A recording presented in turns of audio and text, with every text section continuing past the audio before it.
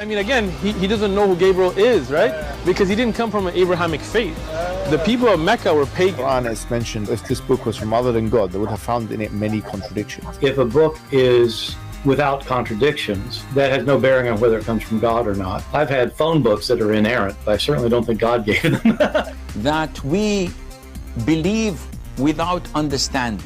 The brother asked a very important question, that most of the scholars say that listening to music, watching movies, and most of the television programs, they're haram.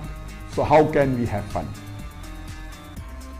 Let me tell you, brother, at the outset, that having fun is permitted in Islam as long as the fun is halal fun. That the standard narrative has holes in it. The Prophet tells us because Satan or the devil sleeps over our nostrils. Those who oversleep and not pray Fajr on time, Satan urinates in their ears. I really do think Jesus was crucified and that he really was dead and buried. He thought that he was a son of God in the sense that he was specially chosen by God. I think Jesus really did think he was going to be the Messiah, the future king of Israel. I mean, that is, after all, why they crucified him.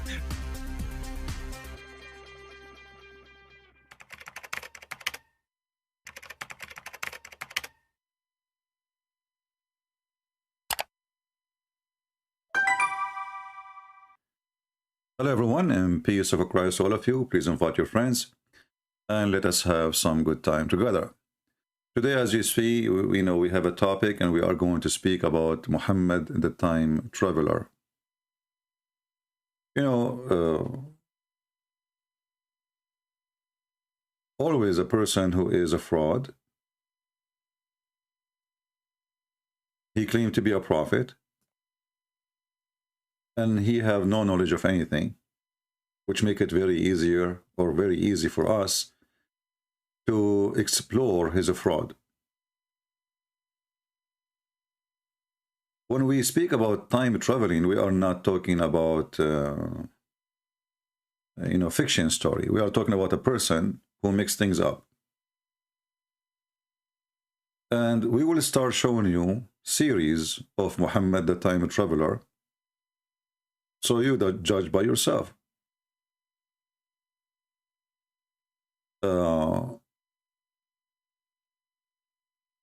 I want people here, who they are in the chat, to focus with me in the topic. Otherwise, I will block you, because I consider any question coming to me have nothing to do with the topic. It's just to disturb our topic, and that's mean you are not smart, and you are not mature, and you don't belong here. So if you have a question when we are done with the topic, and I say anyone have a question done with the topic, then you can give me a question have nothing to do with the topic. So for now, maintain your mouth and your brain and focus with us. Otherwise, if you are bored, just go leave. If we go to the book of Imam Murrah, which is created by Imam Murrah, peace be upon him, Muhammad aka Allah, we will find in chapter 20 the verse speaking about Moses and the people of the Samaritan. According to the stupid Muhammad, the certified idiot, the Samaritan people, they were exist in the time of Moses. And Moses, he spoke to them, and those people, they deceived the Jews, and they made them worship a cow. Now, you do not need to be a Jew or a Christian or a Hindu or a Buddha or an atheist, anything. This is history. This is history. This is plain history. Have nothing to do with anyone, regardless of your religion. Doesn't matter what is your religion. Doesn't matter how stupid you are or how smart you are, because Google can help you if you are so stupid or if you are so ignorant, which is very normal these days. If we ask the Muhammadan, how in the world Moses, he was exist in the time of the Samaritan? What the Muslim will say, you see, I'm going to switch translation one by one. This is the Muslim translation, not ours, If we ask the Muhammadan, how in the world this is happening? It's like saying that Trump, he spoke to Moses. How Trump he met Moses? Where did Trump he met Moses? You know, by the way, everything is possible with Trump, with his stories. Like he is the hero who can do everything. Yeah, you know, me. Yeah. Almost what is missing to say worship me. But Trump is not a prophet. Trump, he can lie. Biden, he can lie. Everybody can lie. But this guy is a God. The one is talking here is God. So he is a God, but he is a stupid. He is a God. He do not know a very simple thing in history. And then if you read articles of Muslims trying to refute this, you will see all kind of funny answers.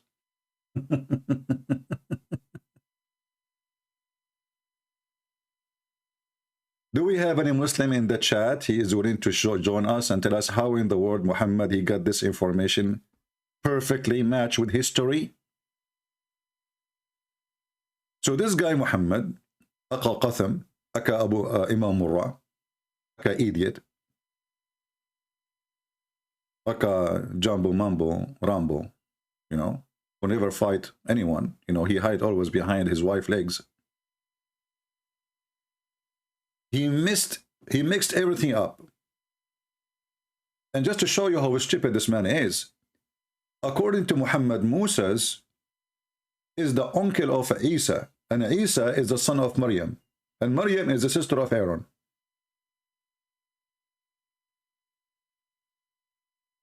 If we go to different verse in the Quran,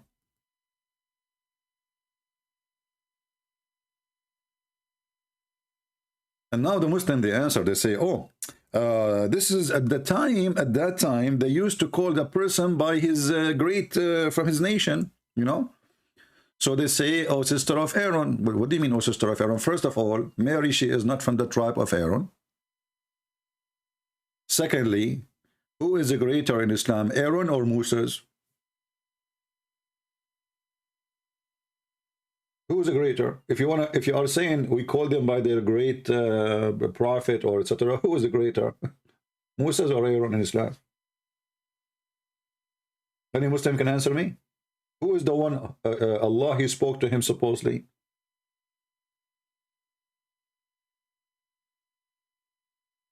So Mary, she is the sister of Aaron, and the Muslim, they try to fix that, but that will not work for long. Why? Because the stupid Muhammad, he made another mistake. We will find that there is a whole chapter in the Quran, the yellow pages of Imam Murrah, saying that there is Moses and Mary, both of them, they have the same father. If you go here, you will see it says Al Imran. Al, this is not an Arabic word actually, it's an Aramaic, which means the family of Imran. So all of those who will appear here are from the family of Imran. Everybody you see there in this chapter is from the family of Imran. Who is the family of Imran? Imran is the same father of Moses. He is the same father of Mary. Remember, in Arabic, the Quran used the word Maryam. Maryam is exactly the correct name of Maryam, the sister of Aaron. True. Aaron, he have a sister. Her name is Maryam.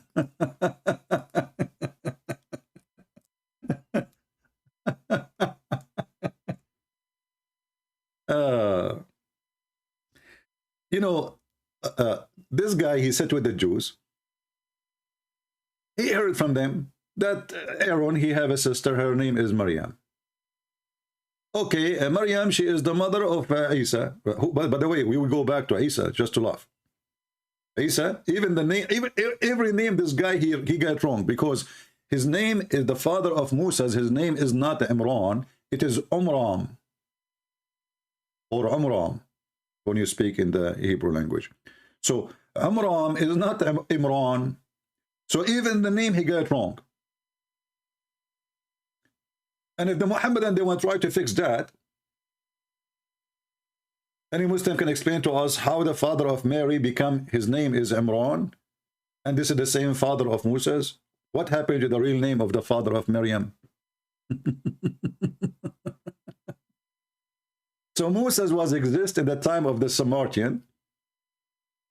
Moses is the uncle of Jesus. Mary is the sister of Aaron, which means she is the sister of Moses too. And Maryam, she have a son, his name is Isa. Now we go to Isa. I don't know if there is any Muhammadan can help us. How come we cannot find this name in any historian book about a person, his name is Isa? He was the son of Maryam, and he is Jesus. Any Muhammadan can help us? Where this name is coming from, when the first time it appeared? Any Muhammadan? Mayday. Mayday.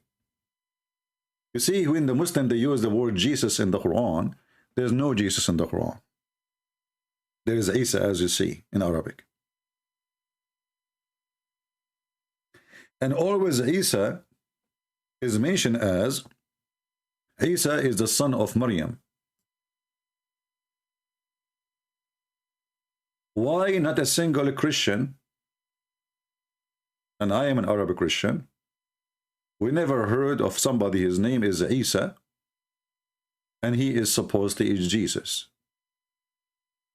Why our grandfather, through history, as you know, like, religion go through families, through, generation to generation, so etc. This is what the Muslims even believe. They believe that the Quran is a transmit through, believers through history from one to one. So why we cannot find one person coming with this name? The reason is very simple. Muhammad the Fool, he follows some Jewish tradition that Maryam, the sister of Aaron, she had a son, his name is Isa, which is not approved by the Bible, because according to the Bible, Maryam, she did not get married. But the dump Muhammad,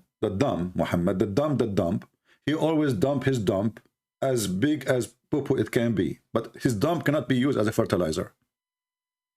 So he come to the conclusion that Isa is the same person. He is the son of Maryam. Maryam is the sister of Aaron. And Moses was exist in the time of the Pharisees. And Maryam, her father, his name is Umran. As you see here, you will see the father of Maryam, supposedly, who his name is Umran. And if we ask the Muslims, where Muhammad he got this from? What is the proof that there is a man, his name is Umran? He gave his wife, she gave birth to a lady or a girl, her name is Maryam. Where do you get this from? You see, if you want to say that the Christian, they changed the name, well, we changed the name 600 years before Muhammad to prove that Muhammad is a fraud. Does that make sense?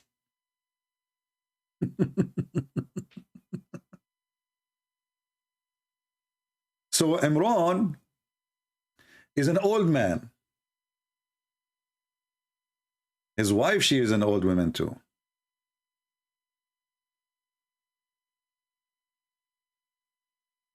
And Allah decided to give him a female, a special female. Her name is Maryam. If you go a verse before, or two verses before, you will see that Allah chose Adam and Noah and the family of Abraham above all mankind, above even the genie. Here you will see another problem for the stupid Muhammad. All of us, we heard that Muslims, they claim that Muhammad is descendant from Ishmael. And the Quran claim that Abraham, he is the one who rebuilt the Kaaba, not built the Kaaba, because according to Muslims, they have tons of stories about who built the Kaaba first time. One of them, it was the angels, and then Adam, who Allah, he sent him down to India, and this is a different story. We will laugh about it later. In case you do not know, Adam, what is missing is to say that Adam used to speak Urdu. You know, this is what Muhammad did not say it. So Adam, he landed in Sri Lanka, you know. Actually, I can maybe find you a video. Let me see.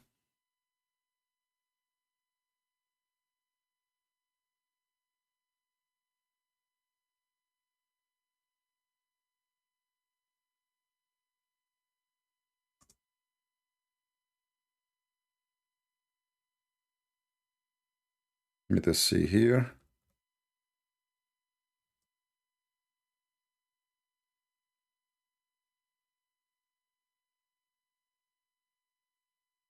I'm typing in Arabic. I hate it when I do that, you know. Like you type, etc., and then you find yourself typing in Arabic.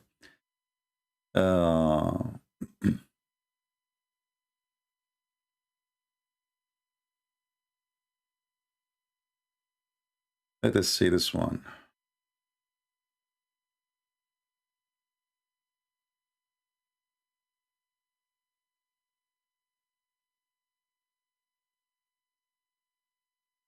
From among Adam alayhi salam, he came down onto the earth. He was sent to the earth. There's a question.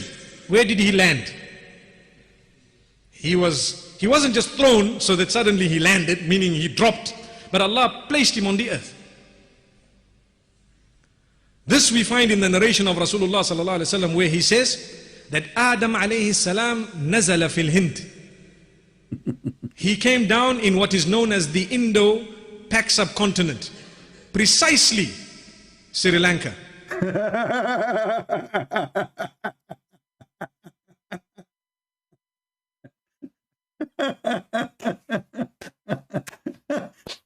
So, guys, Prophet Adam, he landed with the parachute from the heaven. Remember, the heaven of Islam for Adam is in the sky, not like the biblical one. The biblical one, Adam was given a garden in the earth here, not in different place.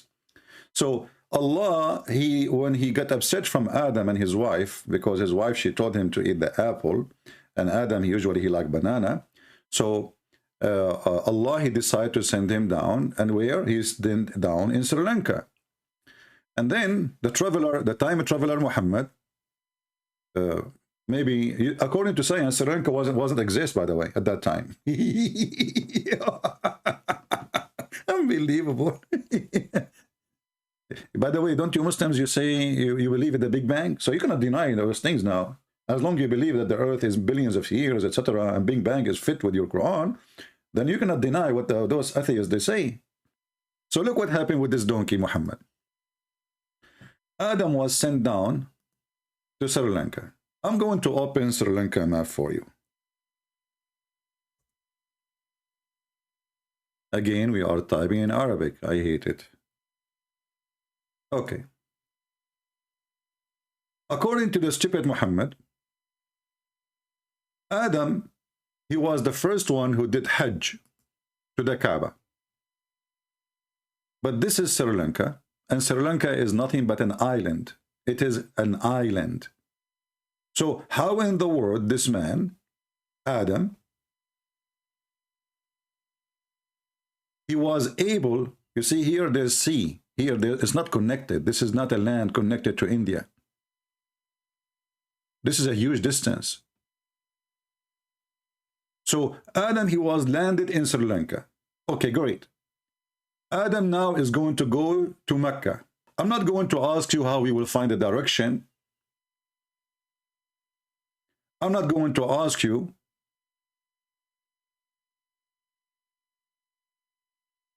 how many years it took him. According to Muslim, Adam, he did 40 times Hajj to Mecca. 40 times. He go backward, forward to Sri Lanka. I mean, have you ever heard of a stupid story like this? As long as you have to go to Mecca to do Hajj, why you are going back to Sri Lanka? Did you lay eggs there? So, as you see, Sri Lanka is an island, and you cannot cross to the other part of the land, which you have to in order to go all the way to Mecca. And not only that, after you cross the land, as you see here, let us zoom out. This is India. You have to go through all of India. And now what is Pakistan? And then you go to Iran, and then you go to Iraq, and then you go to Syria, and oh, you can go from Iraq actually, and you can go back right away to Saudi Arabia. But that is very long journey. And not only that, Allah, he landed, as you heard this guy, he landed Adam in Sri Lanka, and Eve was landed in Jeddah. This is where Jeddah is, and this is where Sri Lanka is. Have you ever heard of a stupid story like this before? The time traveler Muhammad. According to science too, at that time, Saudi Arabia wasn't exist. It was under the ground. It was an ocean, actually, I mean, under the water. And that's why they have supposedly, according to science, a lot of fossil fuel. For all dead animals from the ocean, by time they become fuel. And this is why Saudi Arabia supposedly is a pure desert. Why? Because this is the sand of the ocean, deep ocean. So at that time, Saudi Arabia does not exist. Sri Lanka does not exist. But yet, according to Muhammad, the time traveler, Allah, he sent down Muhammad to Sri Lanka. Sorry, sent Adam to Sri Lanka. And he sent Eve to Jeddah. Now the question here, by the way, I mean, how in the world, and why Allah, he sent Eve to Jeddah and he sent Adam to Sri Lanka? Isn't it him who told them, go and you live together down in the earth? What happened? There was an error in the GPS. And as long Allah, he sent Adam to Sri Lanka and Eve to Jeddah, how they met again? He sent her an Instagram message. Adam, he was able to find out where she from TikTok. Was Eve making videos on YouTube and she mentioned where she is now?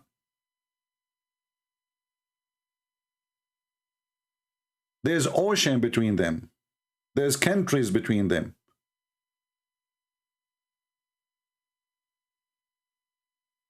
And the Quran says that if somebody come to you with something, tell him, bring your proofs.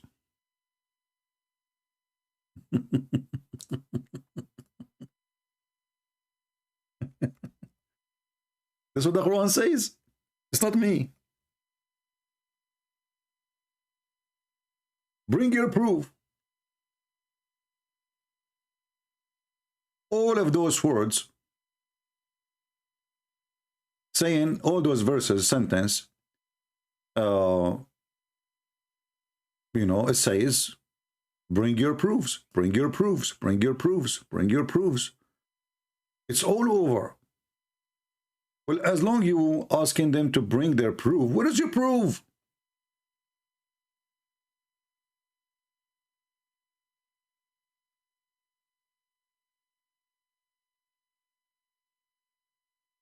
Huh?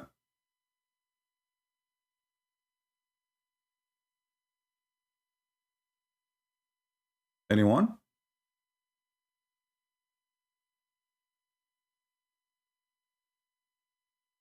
The proof of Allah is the Quran, but as you see, the Quran is a stupid silly book.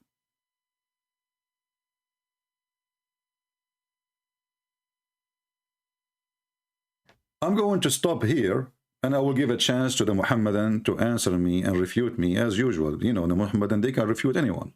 It's really easy, shish kebab. You know, Muhammadan, they follow the method of Joe Biden. You know the thing. In 2 words, they can refute you. You know the thing, and the thing is known. And that's it. We answered you. We want to see even if Imam Murrah agree with this. I think even Imam Murrah will not dare to agree with the stupidity of Muhammad. So my Skype, I'm opening my Skype right now. It's going to be there in a few seconds. Please, if you're a Muhammadan, text me and tell me how in the world your prophet is so ignorant, and how come your God is stupid. And how come, and by the way, we did not mention the rest. There is tons of historic mistakes. You are just mentioning, like, you know, just a snack.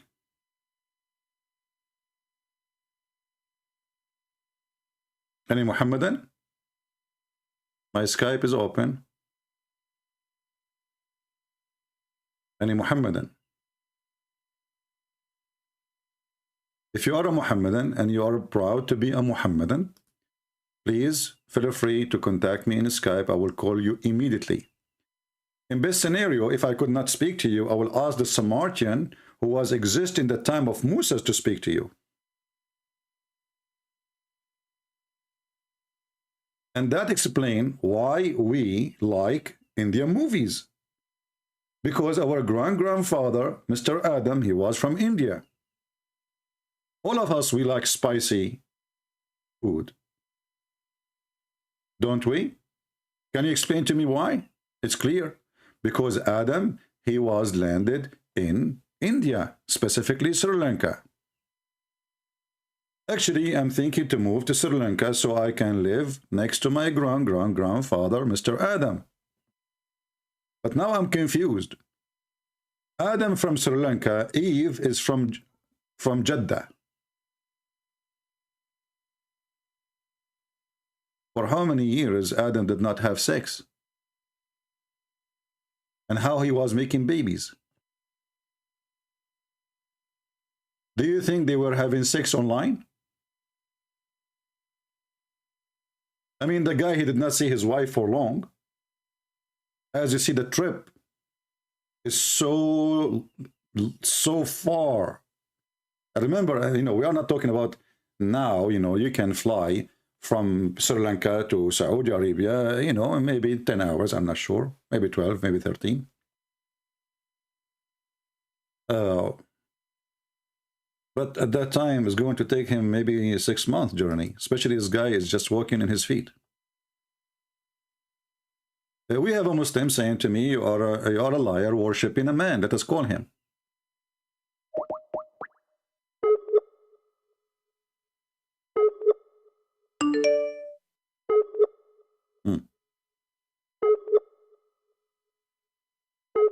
You are a liar worshipping a man. Aman Rabbi Aman. I'm trying to call him, but look like he is using a stolen internet, so it's not connecting. Let's see if we can call him again.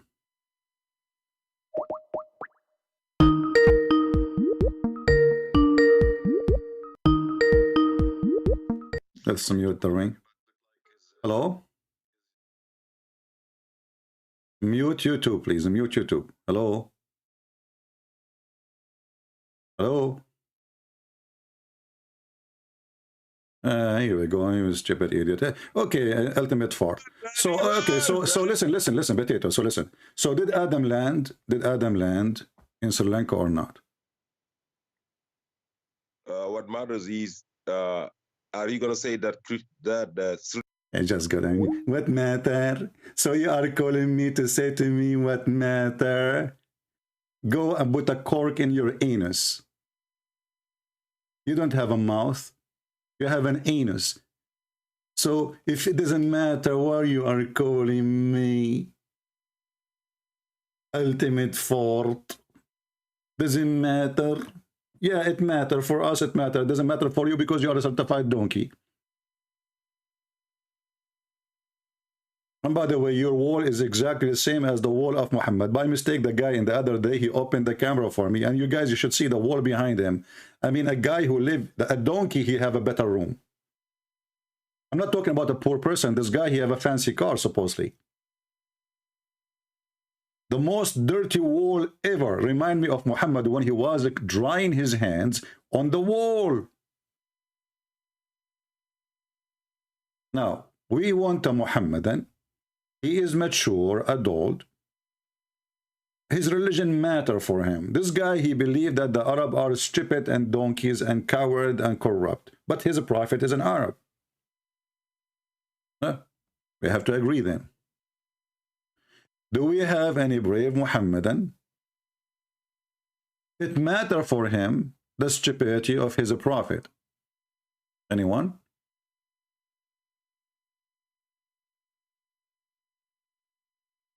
Hmm? Any Abdul?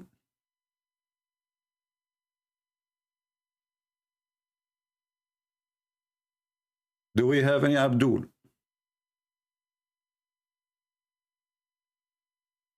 Mayday, Mayday, Mayday. Do we have any Abdul? Anyone? We can take 2 Abdul at a time, including Imam Murrah. If you are Imam Murrah and you have knowledge, or if you are Ibn Hanbal, the son of Dambal, or if you are a lady who practices breastfeeding for adult, following the Prophet, I mean, everything about this guy is normal. Everything about him is normal. His stories is amazing. And you know, Adam, by the way, in case you do not know, you see, we talk about history, right? And Muslims, they speak about science.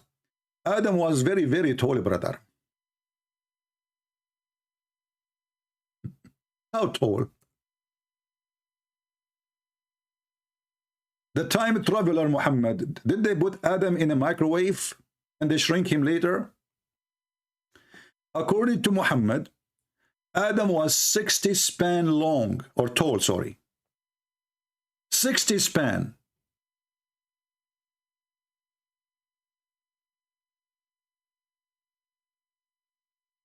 Do we have any history supporting this, that a human being used to be 60 span tall? By the way, I'm so upset that my grandfather Adam is so short because I am 61 span. You know, last time I took airplane, they have to take all the chairs off because I could not fit. You know, even my feet come out from the cabinet of the captain. Don't say it's a lie. Sahih Bukhari, Imam Murrah. Support this evidence.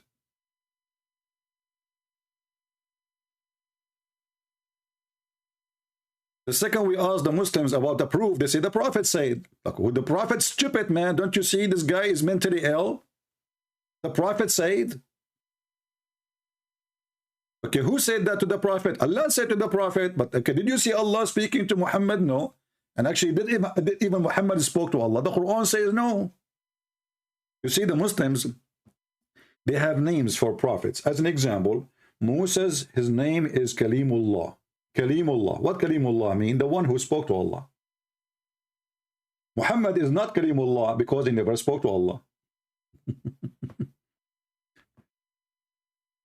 So, this guy Muhammad, he never spoke to his God.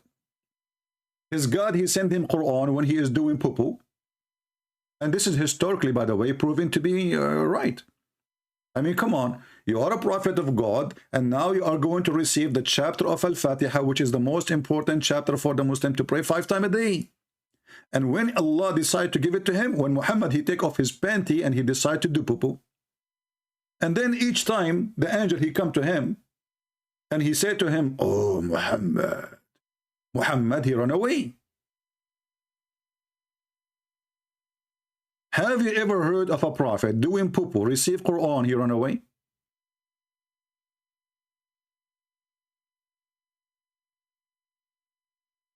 And what make it more funny, this is written by them. This is not our story. This is not a fabrication of the Jews and the Christian and the Hindus. This is this is the official government website of the Kingdom of Saudi Arabia. This is the book of Tafsir, Asbab al-Nuzul. This is the chapter 1, verse number 1. Why you are not afraid of God? You know, Ajay, I will tell you why I'm not afraid of God, but not my God, your God. First of all, my God, you know, I'm not afraid of him because I know he is just and justice. But let me say to you why I'm not afraid of God, which is your God. Your God, he threatened the Christians if they don't believe in Muhammad, he will erase our faces. He will make our nose in the back and our eyes in the back and our ears upside down. And nothing happened. A God who promised and he don't do what he promised, obviously he is a fraud. This is your stupid God in chapter 4, verse number 47. It says to the Christians and the Jews, Believe in what we have revealed to Muhammad, confirming what is already, what with you, not actually, this is what, but we, with you, not what came before. Before we efface your faces. Do you see the threat of Allah? And he made a threat that this will happen immediately. Because he said the same as we did to those who break the Sabbath. And how now we go to another history, messed up history. According to Muhammad, you see Muhammad is a Darwinism person, but he is in the other direction. So Darwin, who stole his information from different book, I don't know if you heard the news, that Darwin is not the one behind the Darwin theory. It turned to be that he stole it from different guy. What a fraud like Muhammad. So Darwin, he says that we used to be an ape and we became a human. Muhammad, he says, we used to be a human, we became ape. And by the way, this is historically proven to be true. I have a friend, his name is Jack Shalom. He went to do fishing on Saturday. He come. I look at him, I could not recognize him. But he speak to me. He's, he said, Shalom, Christian, I said, what the heck? Who's a monkey speaking? A monkey and he's talking? He said, Habibi. Habibi, I'm Jack Shalom, Habibi. You did not notice me, Habibi? What the heck? I said, Jack Shalom, what happened to you? He said, Habibi, I went to do fishing on Saturday, Habibi. And Allah, he made me a monkey. Historically proven to be true. Scientifically proven to be true. And Muhammad is not a time traveler. Here we go. He knew what Darwin will say, but in the opposite direction. And not only that, if you ask the Muhammadan, why the Jews, why the Jews, they, why Allah, he made them monkeys? But that because they did fishing in Saturday. Oh, look how dangerous the crime is. So if you do fishing in Saturday, Allah will make you a monkey. But if you rape a woman, or you are a child molester, sex offender, sex rapist for children like Muhammad, Allah will not make you a monkey? Or maybe Allah did not make Muhammad a monkey because already he is.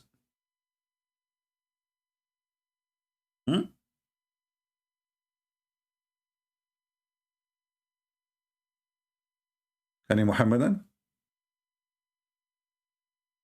And I asked them, and the funny, the Quran of the Quran, the funny of the Quran, is when he say, and ask them about the matter of people of the Sabbath.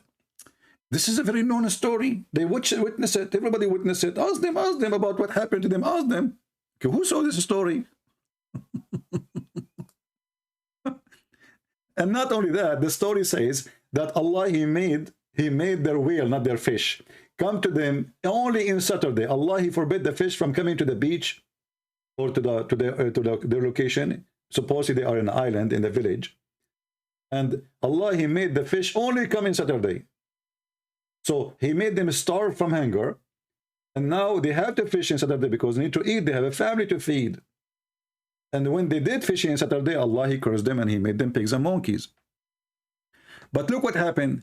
In different verse in the Quran, the stupid Muhammad saying, if you are starving, it's okay. You can eat even pork.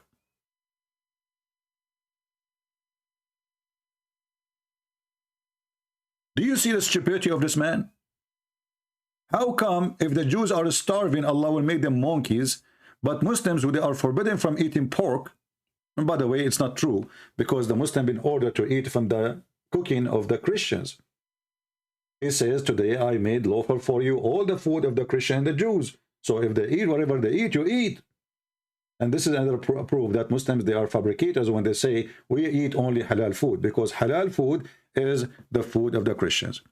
But here you see in chapter 5, verse number 3, that Allah, who forbid for them eating pork, he allowed them to eat pork if they are hungry.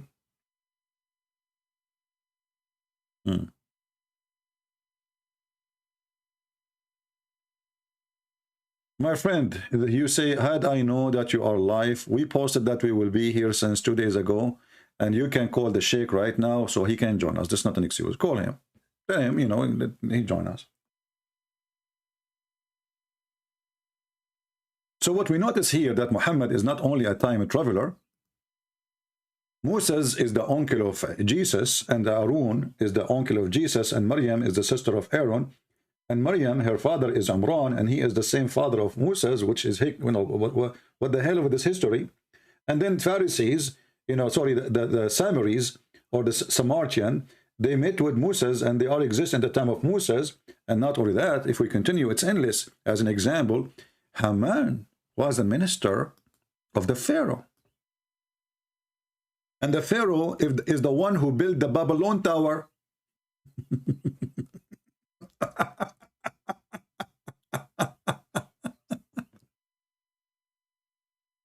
Who is the one who built the Babylon Tower? Haman. But Haman was, this is a guy from Iraq. How Haman, the minister of a king in Iraq, he become the minister of the Pharaoh?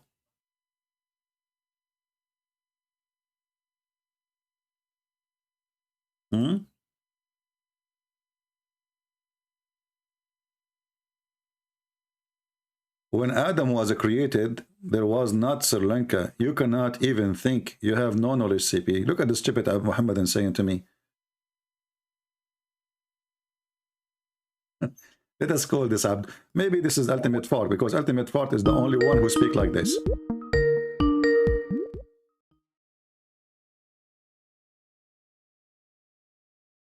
Just for fun. Hello? See, your filthy mouth like your prophet, son of Muta, get lost. He right away say the F words. Son of Muta, like his mother. She gave birth to him in the bar. Anyway, nobody heard you, by the way, saying the F word. I know it's you. I know you are filthy. I know you are certified idiot. So the Pharaoh, he said, "Oh, Haman, build a tower for me, because I want to see the God of Moses."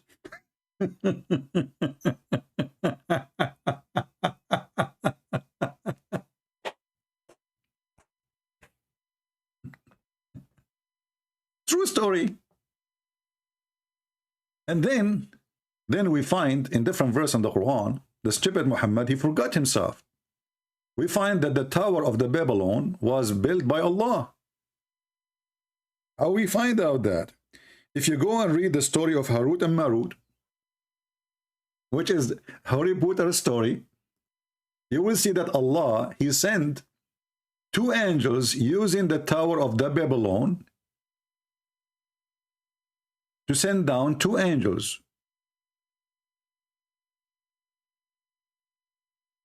And those two angels, their job is to open a Harry Potter school, specifically to teach magic. So Haman become the minister of the Pharaoh. And by the way, even Muhammad, the stupid Muhammad, he think that Pharaoh is the name of the person. He don't think it's a title. If you see, there's a video made by this guy, I forgot his name. What's his name? From England? The Pakistani guy. The coward who don't dare even to say hello to me. I made a video about it, you know, before. I don't know. I'm sure you have it, guys. When he speak about how the Quran knew that Ramses II is the Pharaoh. But what the heck? Quran knew that. The Quran keeps saying clearly that Pharaoh is the name of the person. This is why if we go and type in the Quran, we will find, if we type the word Al, we mentioned it actually already, 15 minutes ago. Al is a word mean family. So if we type the word Al in the Quran, we will find it all over. So you will find Ali Pharaoh, the family of the Pharaoh. Ali Moses, the families of Moses. Ali Ibrahim, the family of Ibrahim. Ali Lut, Ali Yaqub, etc. Ali Yaqub, you see Al? Ali Pharaoh. So the stupid Muhammad, he think Pharaoh is a name of a person, and this is who he is. However, as long as we are talking about history, time traveling, And the Muslim, they claim that this is the Ramses II, and how the Quran knew that. You will find that Muhammad, he gave a name for the wife of the Pharaoh. What is the name of the Pharaoh wife? Any Muslim can tell us?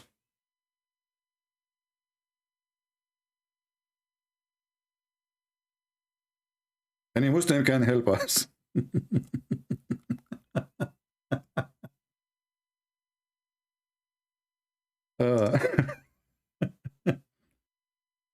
You know, Muhammad is a person who cannot keep his mouth shut. And the more he talk, the more he make poo-poo. This guy is certified poo-poo maker. But his poo-poo is not good for fertilization. It's good for comedy. As you see, we are laughing. So according to Muhammad,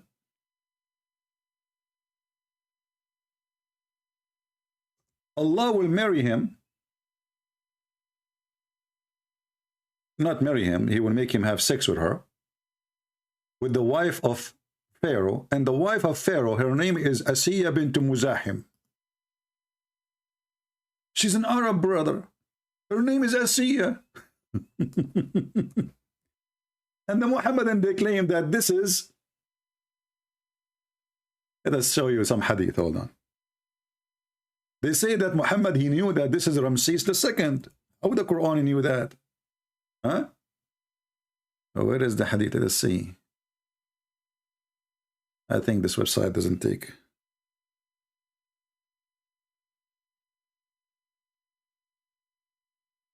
Okay, let's see.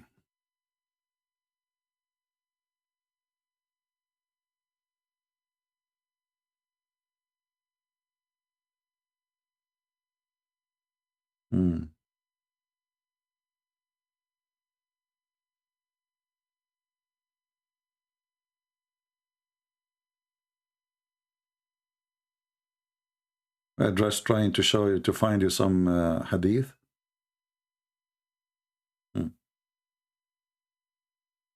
Yeah, this one will do. Let us see this one. Oh. Okay.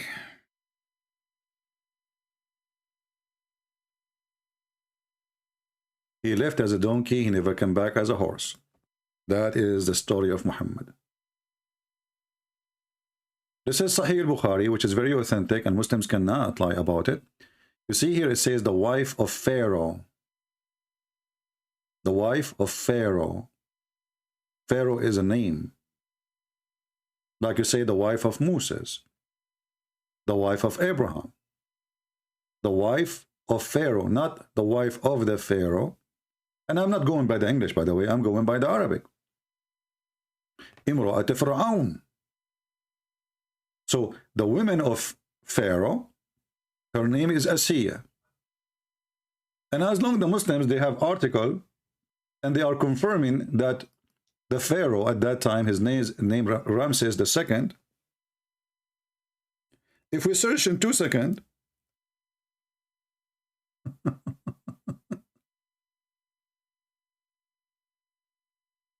in Prophet Google, what was the name of Ramses II? What the name of the wife of Ramses II? You will see that the wife name have nothing to do with what Muhammad said. Her name is Nefertari, and she is a daughter of a king too, not as Muhammad he claimed. And the funny, this is an Muslim website run by Egypt, and the one is making the article there is a Muslim. So Queen Nefertari is the wife of Ramses II. The Muslim, they come with big fabrication saying, well, how the Quran knew that this guy is the same Pharaoh in the time of Moses, he was Ramses II. So Muslims, as you see, your prophet is a fool and his history is messed up. And what makes it more stupid, that the wife of the Pharaoh, her name is an Arabic name. And she is the daughter of Muzahim. How is Muzahim doing, by the way? Is he the same guy, Imam Murrah? She is the daughter of Muzahim. Her name is Asiya, and she is the daughter of Muzahim, brother.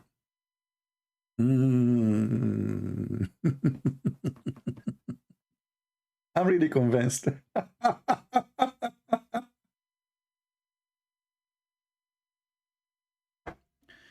Do we have any Muhammadan there beside this stupid, filthy mouth, ultimate fart who said the F word to his prophet always? Dare to call us and tell us why your prophet is so stupid? Anyone?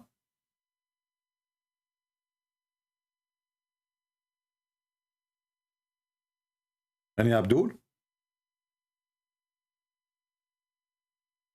So now did you learn, if somebody says to you how the Quran in you that the Pharaoh in the time of Moses is Ramses II, you know, you learn how to answer the stupidity of this religion? Obviously Muhammad, he is messed up. And all the story is a joke. My friend, there is no need for tomorrow, today, anytime. You know, I post when I'm going to go live. I put the time. You can call him and he can join us. There's no need for any time tomorrow or the day after. There's no need. Surprise me, my friend. Let him surprise me. Ambush me, ambush me. You know, I like to be ambushed. As you see, my Skype is open. I don't care who is calling me. As long as you don't have faith in mouth. Even if he's a stupid, like, you know, this guy, Ultimate Fart, I took him like 100 times before. But we had enough with this idiot. You know, he know nothing. He don't know Arabic, yet he claimed that you do not need to know Arabic to know the Quran. And in the same time, he don't accept translations. And when we show him translation, he claimed that he accepted, he refused it. He's mental. So, are you with or against? Depend in the weather. Depend in Imam Murrah. Yeah, do ambush me, you know, do the same like you did to his name, Apostate Prophet. You know, like, don't tell me that Mimi Hijab is coming and surprise me. I will make you all make poo on your pants. Anyway, do we have any Muhammadan he really want to say anything about what we said until now? So why history says the wife of the Pharaoh in the time of Moses were Nefertari, and Muhammad, he gave her different name, and he gave her different father name. I mean, everything is messed up. Mary, she have different father name. Mary, she have different brother. Mary, suddenly, she is the sister of Aaron. She is the mother of Isa. And who is Isa?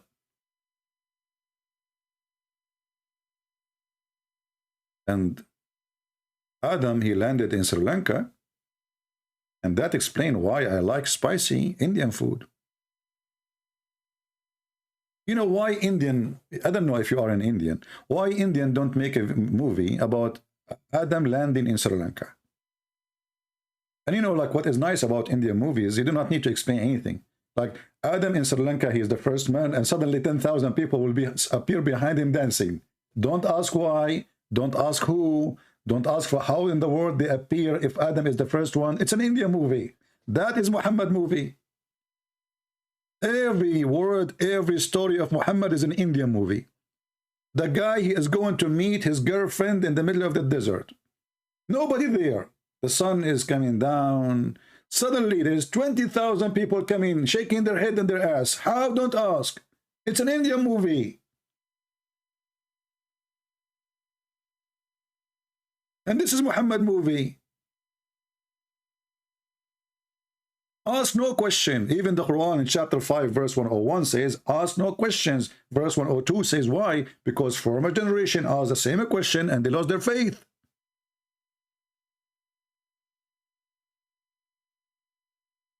Now, can we have 10,000 Muslims want to call me? Like an Indian movie? Anyone? Do you know how many people live in Islam watching my videos, Muhammadan? I receive every day emails you cannot believe.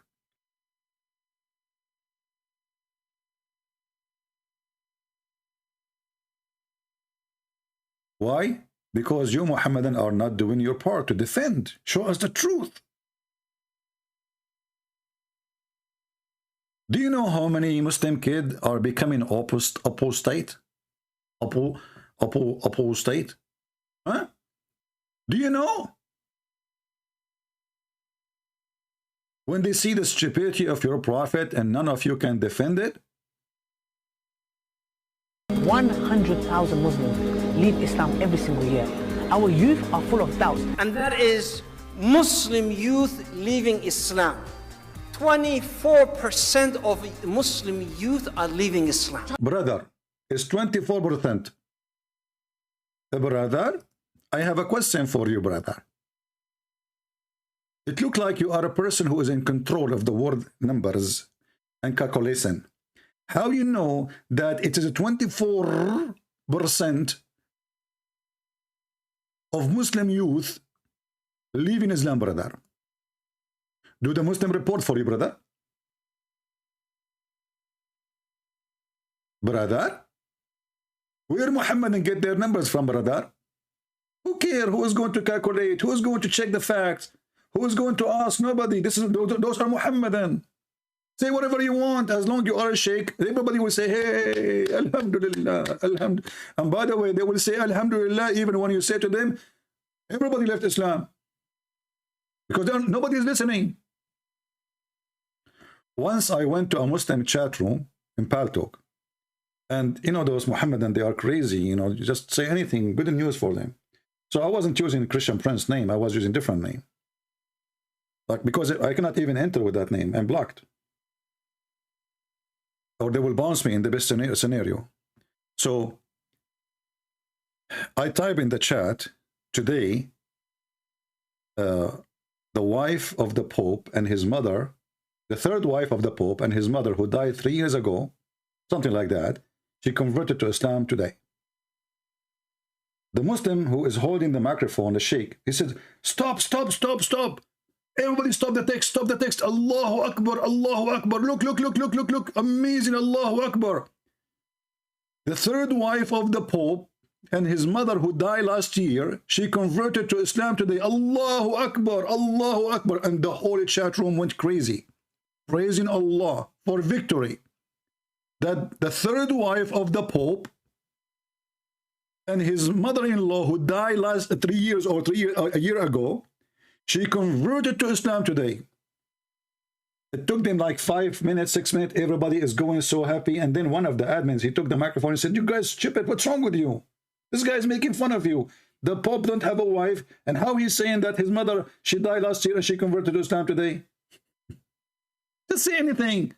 Say anything praising Islam, they will take it. They will spread it. I'm sure like everybody start texting now. Do you know that the wife of the Pope and his third wife and his mother-in-law who died last year, she converted to Islam today? Takbir, brother. No brain. I mean, if we are talking about people who believe that when they pray to Allah, Allah will increase the size of their penis to make it endless. And you are talking about brain?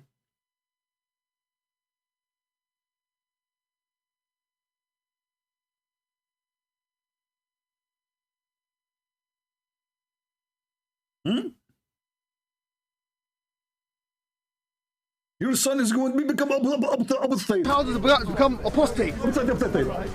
Your child is about to become apostate. Okay, and what you can do about it? Call me. You coward.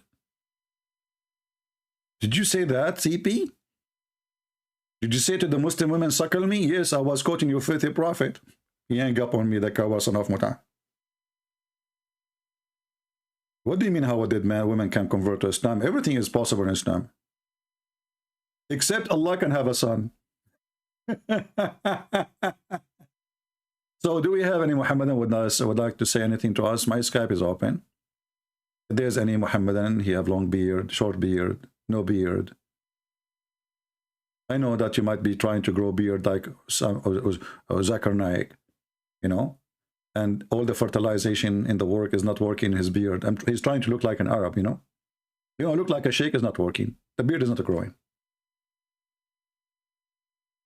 Do we have any Muhammad? And explain to us. We mentioned just few stupid things in your books. It's just a few. We did not even quote 1%. Not even 1 to 1,000%. And you know, for me, I like Harry Potter story. But I never thought that the first one who opened school to teach magic, it was Allah. Look how nice Allah is. Allah, he decided to send two angels. Their name is Harut and Marut. Musical name. Harut and Marut. Sent by Allah to the earth to open a school to teach magic. But notice with me, Harut and Marut, who they are two angels sent by Allah to teach magic, they teach a specific kind of magic. What is that? They teach you magic so you can make a man fight with his wife. That's deep.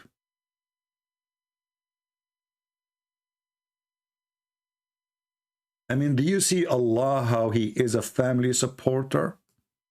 You love families. He decided to make everyone like. Do you have a wife? Do you have a fight with your wife lately? Do you have a fight with your husband lately? Let me tell you the bad news. It was Harut and Marut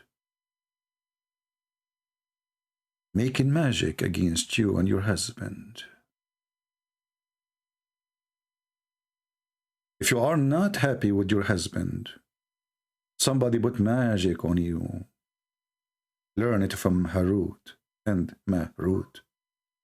Harut said to Marut, let us obey Allah and open a school to teach people how to make people divorce. I mean, look at the charity organization which Allah he opened in this earth. The first school he opened is not to teach you how to become a good citizen or a good husband or a good wife. No. The first school he opened is to teach you how to make a man and wife kill each other. And now we understand why women, they have long nails. You might think about it. You might not. But it's a fact. Can you deny that? Can you deny that women, they have long nails? See? The Christians, the kuffar cannot deny that. It's a fact. People, they fight because of Harut and Marut.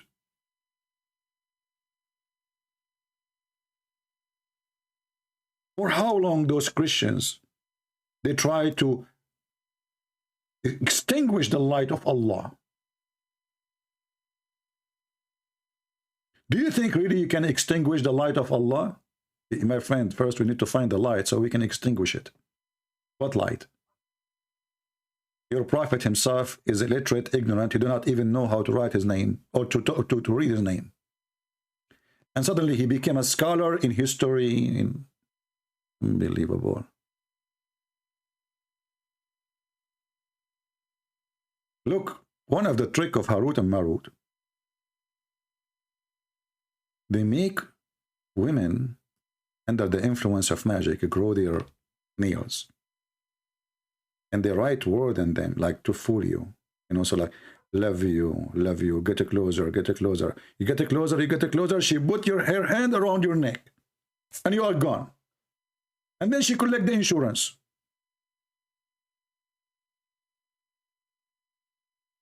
And you are telling me that Harut and Marut are not true?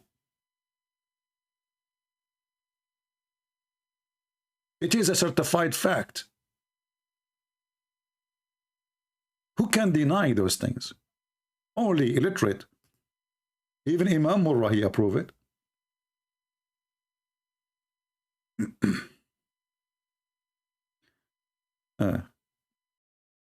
The only one is trying, when I call us, is Imam Murrah. What we can do?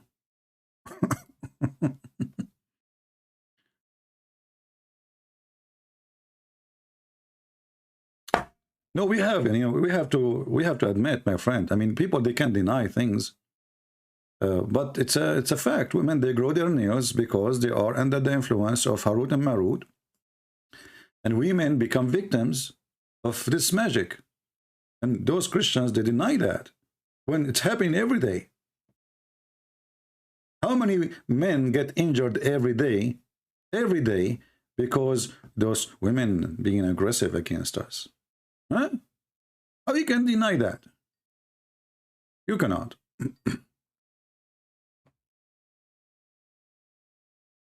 Yes, my friend, you are a Muslim? Yes, am I speaking to Christian Prince? Yes, I am a Christian Prince. How we know that you are a Muslim? Can you confirm to us that you are a Muslim? La ilaha illallah Muhammadur Rasulullah. That's wonderful, my friend. So what do you think about what we are saying about all those history mistakes and errors in the Quran? Well, to be honest, I don't necessarily like to, because you said as an example, the wife of Pharaoh was Asiya, and this is true. It is mentioned in our narration that this is the case, so I'm not going to lie about that. But the brother, I don't know who you're referring to, who said that Pharaoh has been discovered to be Ramses II. I don't agree with this notion. Well, you can see the videos. People, they can remind all of them. Mimi Hijab, he said that. All of them, all those YouTubers. Who's Mimi Hijab? Sorry, Mimi Hijab, he is the guy who, you know him, the guy who take off his clothes in front of the Chinese embassy. You don't know him? No. Okay, well, he like to strip to prostate. But anyway, so as long as you are a Muslim, you don't want to make any comment about those errors in the Quran? Well, I only heard you talk about this part at the moment. I wanted to actually ask you something, because I've seen a few of your videos. Can you keep your mouth closed from the microphone, because for some reason I'm losing your voice. Give me 1 second, sorry. Right.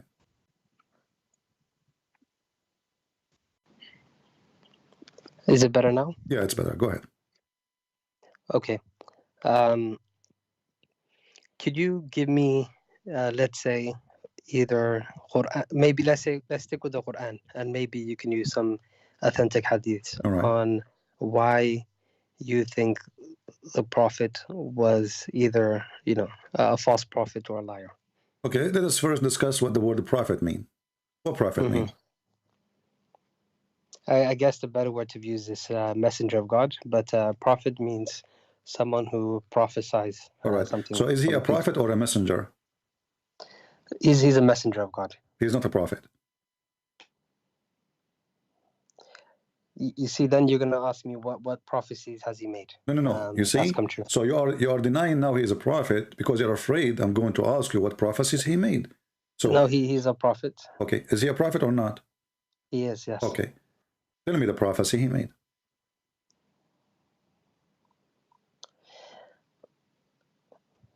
Okay, you mean that's come to pass or are going to come to pass? My friend, prophecy is a prophecy. When you try to prove to me, first of all, by the way, I welcome you. You sound like a nice guy. So you are welcome. Always, we welcome Muslims who they are really polite to join us, and we would treat you very nice, the same as you treat us. So you are welcome.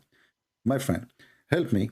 When you say a prophecy, that means he said something, and it's confirmed. So obviously, something came to pass.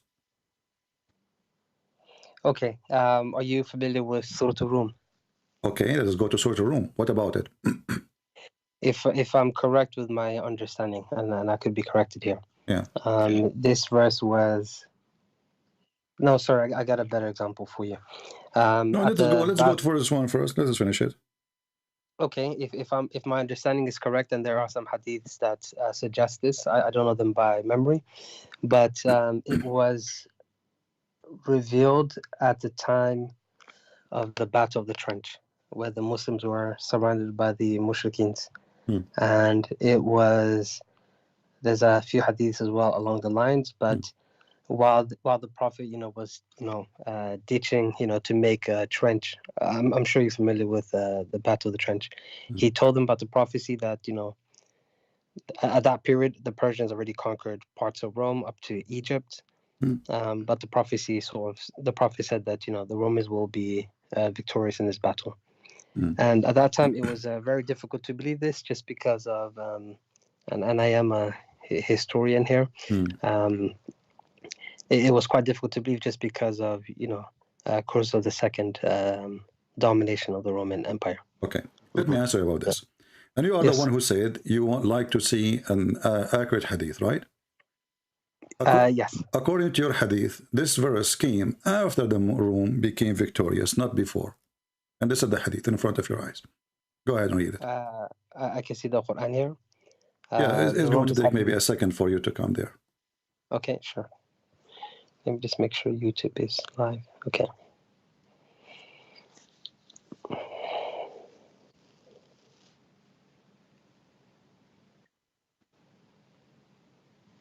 Is it coming now? No, I still see the Qur'an. Oh, okay, yes, I can see the hadith. Okay.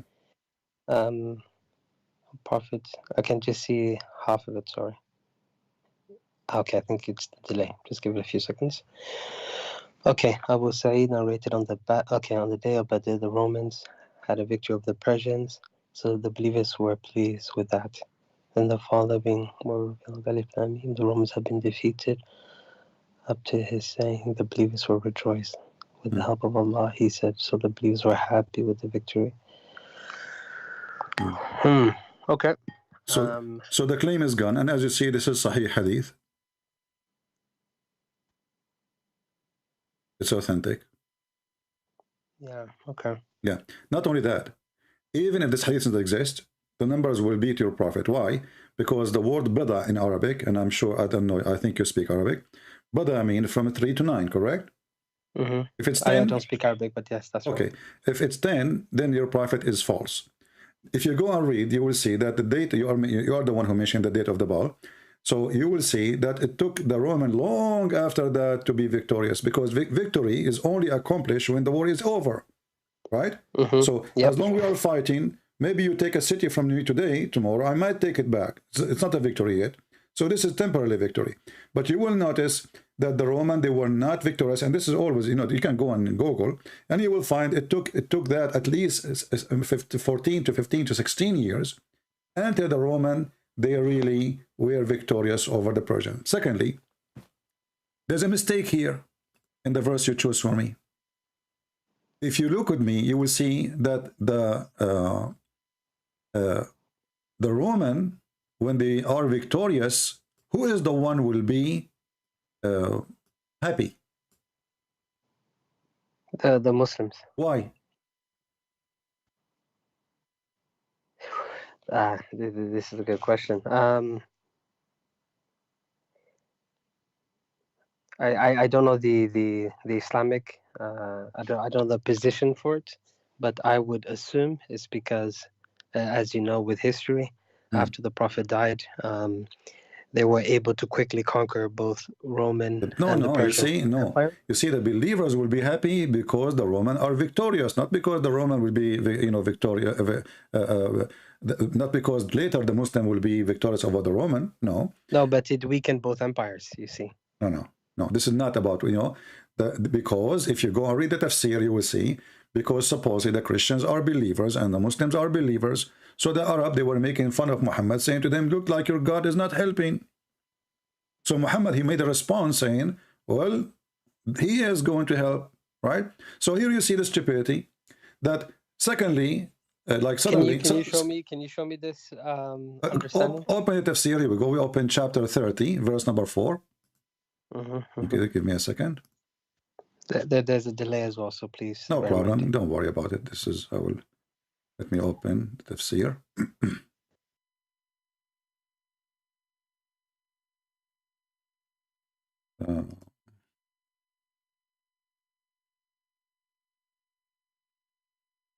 Chapter 30, verse number 4.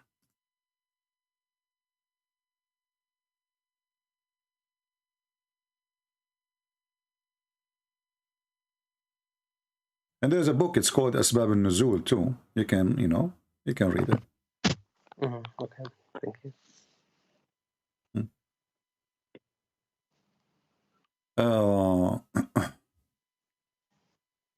Let us see, this is Jalalain. Okay, command before first victory. Okay, and the result God command other word. Okay, let's see the book of Asbab and Nuzul. Maybe will make it better, easier for us. There's no Asbab and Nuzul here. Let's see Ibn Abbas. All right. Okay, in a few years. Okay, in a few years, baby usually means between 3 and 9 years or 10 years. So two armies met again. 7 years after this formal encounter, to defeat the Persians, to God belongs the command before and after that is before the defeat of the. Okay. Well, you know, actually, here we go. The one is complaining, the one is making fun of this, is the disbelievers.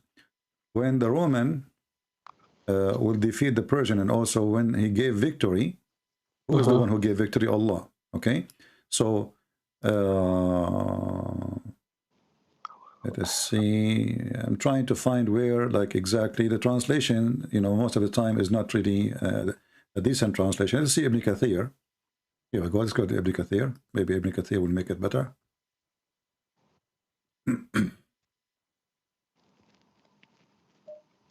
Even though Ibn Kathir in Arabic have nothing to do with Ibn Kathir in English, but you know, I don't speak Arabic, so we have to use it. So this is Ibn Kathir in Arabic. Okay.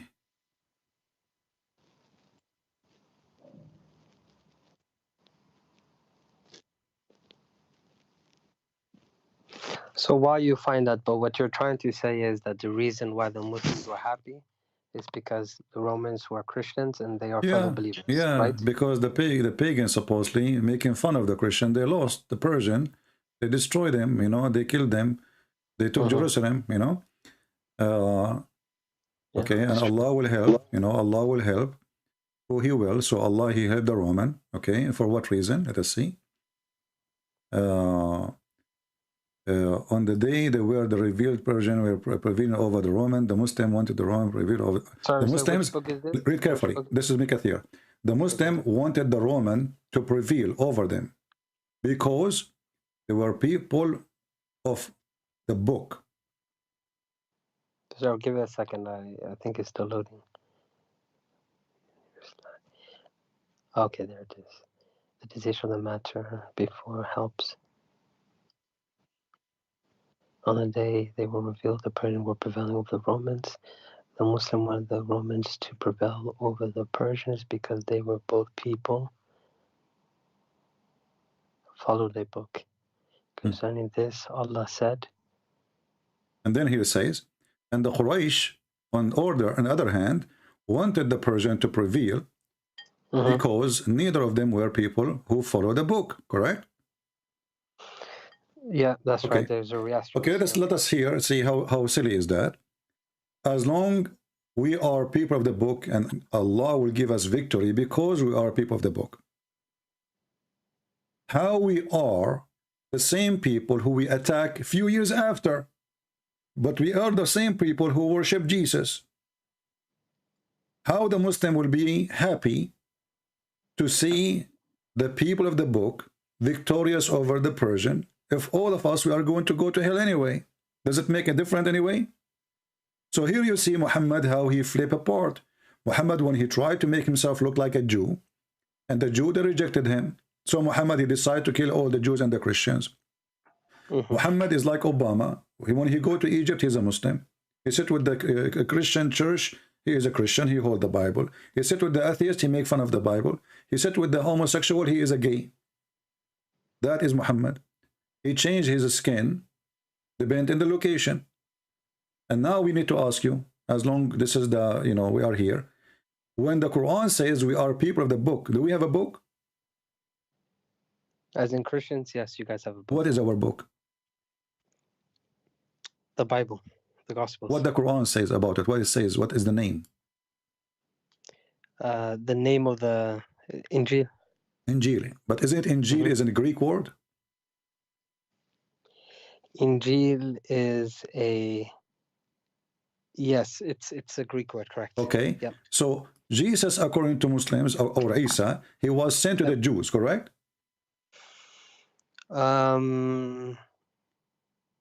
Oh no, I don't think so. What do you mean no? So you Muslim, you say the only messenger who sent for all mankind, it was the Prophet Muhammad.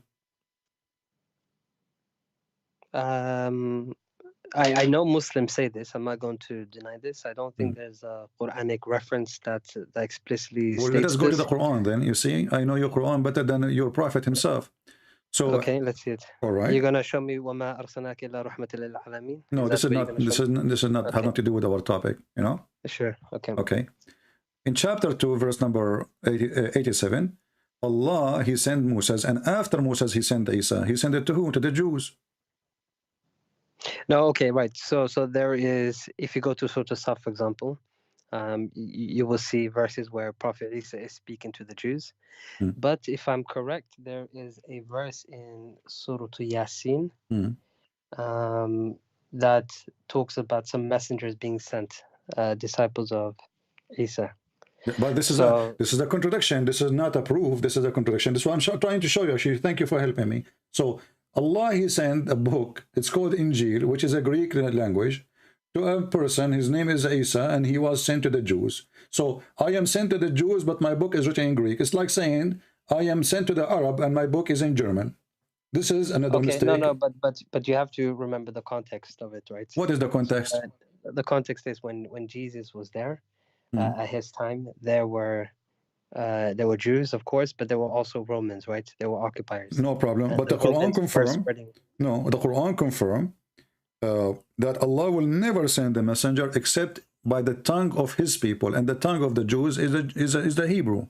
It's not, you know. Actually, they fight the Aramaic, the Hebrew. They fight, etc. But they've been forced to use it.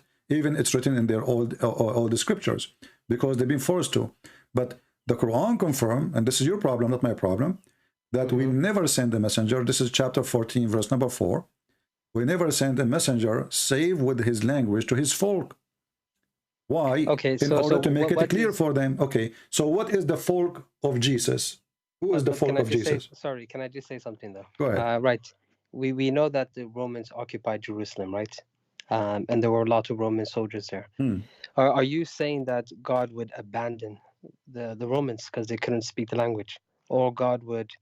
I am saying what your God's saying. I'm not saying what my God's saying. I'm showing you what your Quran's saying. The Quran's saying we were never sent to save with the language of his folk that he might make claim for them. Can we see the interpretation, please, for this? Sure. Here we go. Which you want? Ibn Kathir, Al-Qurtubi, Al-Tabari, Al-Jalalain? Which one you want? Let's go with Ibn Kathir, please. All right. So chapter 14, verse number 4.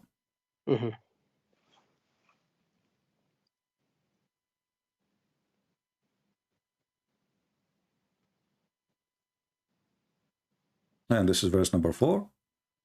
And here it says, we sent not a messenger except to the language. Okay, here it says, Allah kind and compassionate. Sorry, it's just loading. Give it a second. All right, I will give you time so you can read it yourself for us. No problem. Tell me if the whole text is showing or not. So because I'm from my side, it's showing fine. Yeah, can you just zoom out a bit, please? All right. Let's see now. A bit more. Okay. If you could just move it a bit more to the right, then that'd be perfect. Okay.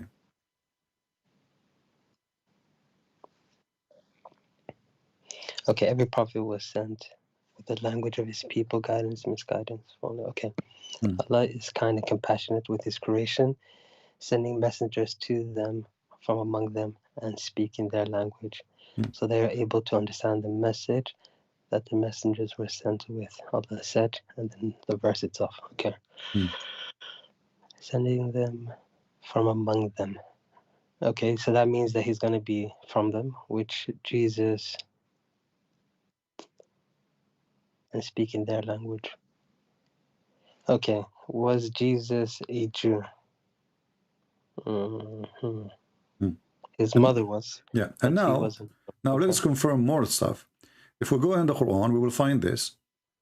Yeah. The Quran saying the following verse.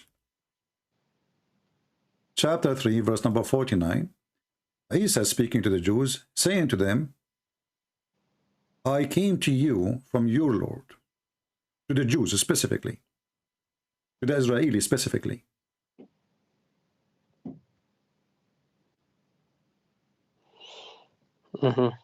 Yeah, you're right. The verse does say that. Okay, so I was sent to the Jews, I was sent to the Israelis speak Hebrew, and then Allah, he decided to choose the Greek version of the Bible, which is obviously, this is the word is known at that time for the Greek one, and Muhammad, he do not have any idea what he is using. He just used a word which he do not know what it's mean. And he claimed that he never sent the messenger except to speak the tongue of his people, and he have to be from the people. So in order for Jesus to have a Greek book, according to the Quran, then Jesus have to be Greek, and his people have to be the Greek.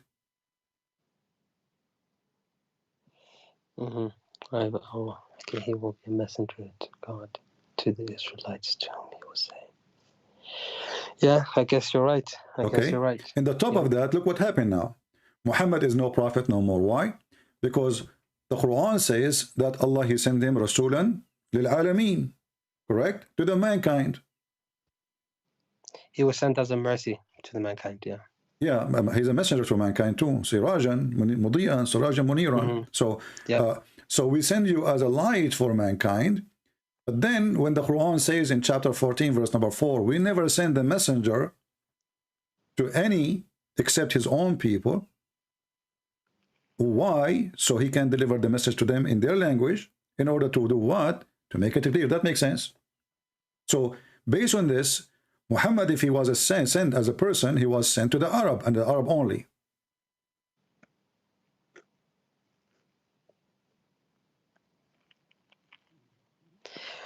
I follow your logic. Yeah. This is not my logic. This is the logic of the Quran. I'm just reading your book, my friend. This is not my logic. Okay. So Muhammad is a fraud. Because, and the verse is so clear. It says, we never, and he said that when Muhammad was a prophet already, correct? This is not after Muhammad, he died. Muhammad now is the one who delivered this message, saying to him, we never send a messenger. So Muhammad is included. No, this is a very strong argument, actually. I don't have an answer for this, but let me take this one away with me. And now, actually, we are not done. This will open more doors for more crazy stuff. Because the Quran says that Allah, he sent Muhammad to Mecca and what is around it. Is that correct? It is, yeah. I read this. You're right. Okay. Say that. So, in chapter 6, verse number 92, sorry, it says, we have blessed the book, which is the Quran, revealed to confirm, which was revealed before it. Actually, this is false translation. Revealed what is between his hands. If you know Arabic, it says here, مصدق الذي بين يديه, confirming, believing in what is between his hand. And this is the book of the Christian and the Jews. And now he will see here. So confirming the book which is sent before, let us change the translator because this is false translation. Always the Muslim, they deny and they try to fabricate the translation, because when you say what is between his hands, that destroys the whole Quran. Confirming not what was before it, what is between his hands. You will see all translation, they took the word between his hands. Anyone can take this, take it to Google, and you can see مصدقا الذي بين يديه. And by the way, this is a very bad Arabic. I never heard of somebody saying مصدق الذي بين يديه. What is that? What kind of Arabic this one? But anyway, let it go. So believing in what is between his hand and to warn what is around Mecca, the mother of towns. Mecca is a small village at that time anyway. Until now, actually, it's small.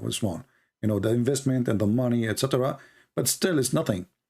So Muhammad was sent only to Mecca and what is around it, and suddenly Muhammad became a messenger for mankind. And then the Quran says, we never sent a messenger except to the people speaking the tongue of the people.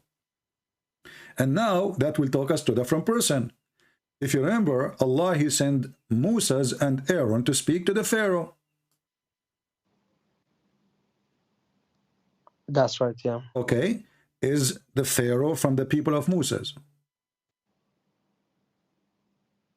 The Pharaoh wasn't Jewish, but like I was mentioning about the Jesus point, because you know, they lived in Egypt, they had to interact with the Egyptians. Yeah.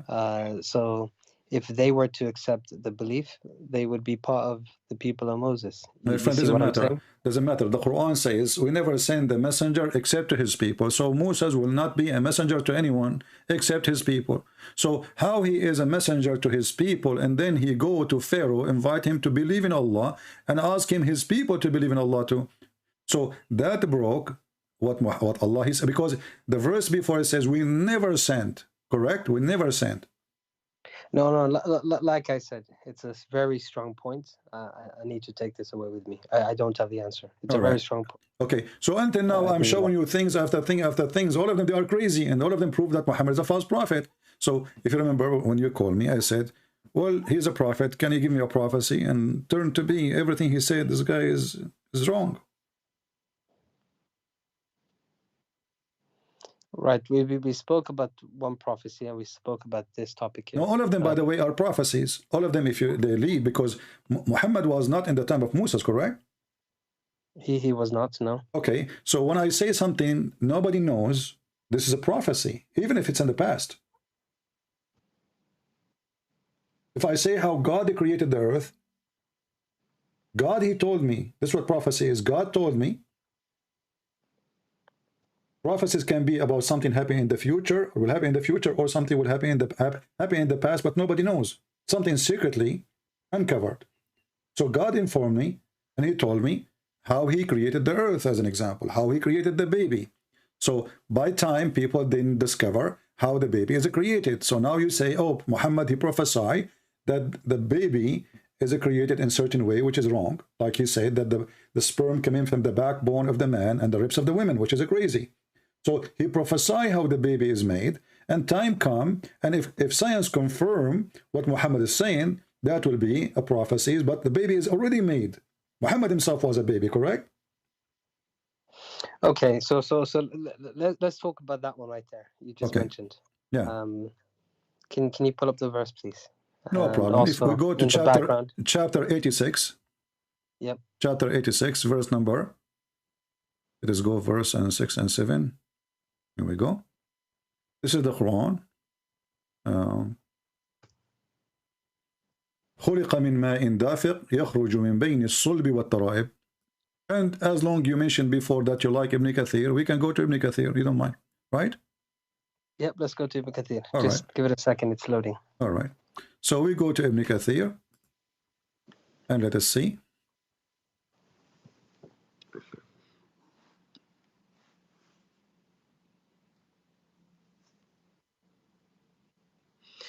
So he created... Yeah, give it time because it's going to load now. I'm opening Ibn Kathir. Proceeding between the backbone and the ribs. Okay. All right, this is Ibn Kathir. I put it for you on the screen. Let us read together. Just give it a second. Okay.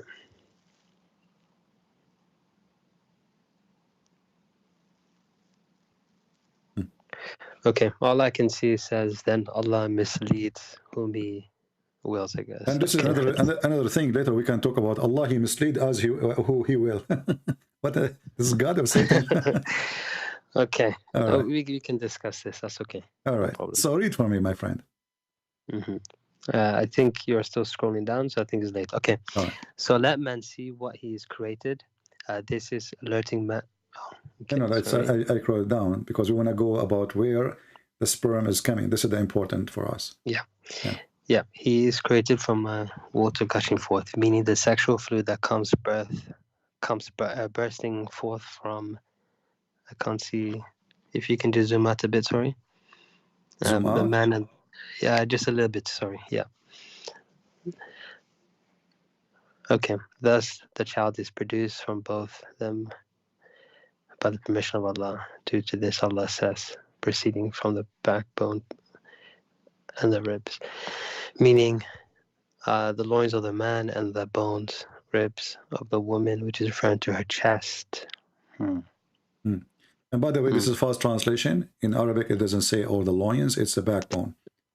Muhammad, he said... sorry, I'm just a bit confused there. Sorry, give me a second. Okay. Proceeding from between the backbone and the ribs. Backbone, meaning the backbone or loins of the man. Okay, so we're talking about two separate people. And okay, so it's talking about sexual fluid coming from the backbone of the man and the ribs of the woman, which is referring to her chest. How in the world this is from God? Because we know sperm comes from the testicles, right? So no, according to Muhammad, testicles are decoration, like the one you put them in Christmas tree. You know, they are hanged there for like, you know, like a Christmas light. Yeah. Okay. It's good to see a Muslim laughing. You know, I like it. So, my friend, is it from God? Is it really? This is God. This is prophecy. Sorry, what is it? What does it mean? Ribs of the woman? Can we please? The ribs. You know, if you go and read the interpretation, it says in Arabic, it says موقع القلادة. Actually, even here, Ibn Kathir, he says that. He says Ikrama, referring to her chest. In fact, in Arabic, it says موقع القلادة, the location where the necklace is. You see, like the what they call it, there's little hole. Yeah, the bone. Yeah. Little hole between the top of your ribs, right away in the top. This is where the location of the necklace. When a woman, she wear a necklace, tight necklace, that will be in that location. So according to Muhammad, this is where sperm is coming from.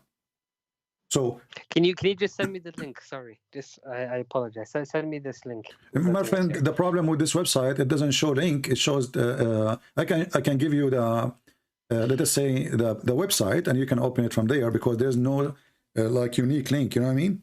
I will post it in the chat. This is I'm using the website. It's called wordofallah.com. Allah. You're talking about Ibn Kathir anyways, right? Yeah, this is Ibn Kathir. Yeah, doesn't matter. You can open it any website you want. Yeah. So let me find it myself. Give me 1 second. Yeah. I posted actually in the chat. You can use the same website. Word of Allah. Search for wordofallah.com. And then go to chapter 86. Verse, from 1 to 10 in this website is showing you. Okay, so I'm in Word of Allah. Chapter what, sorry? Chapter 86.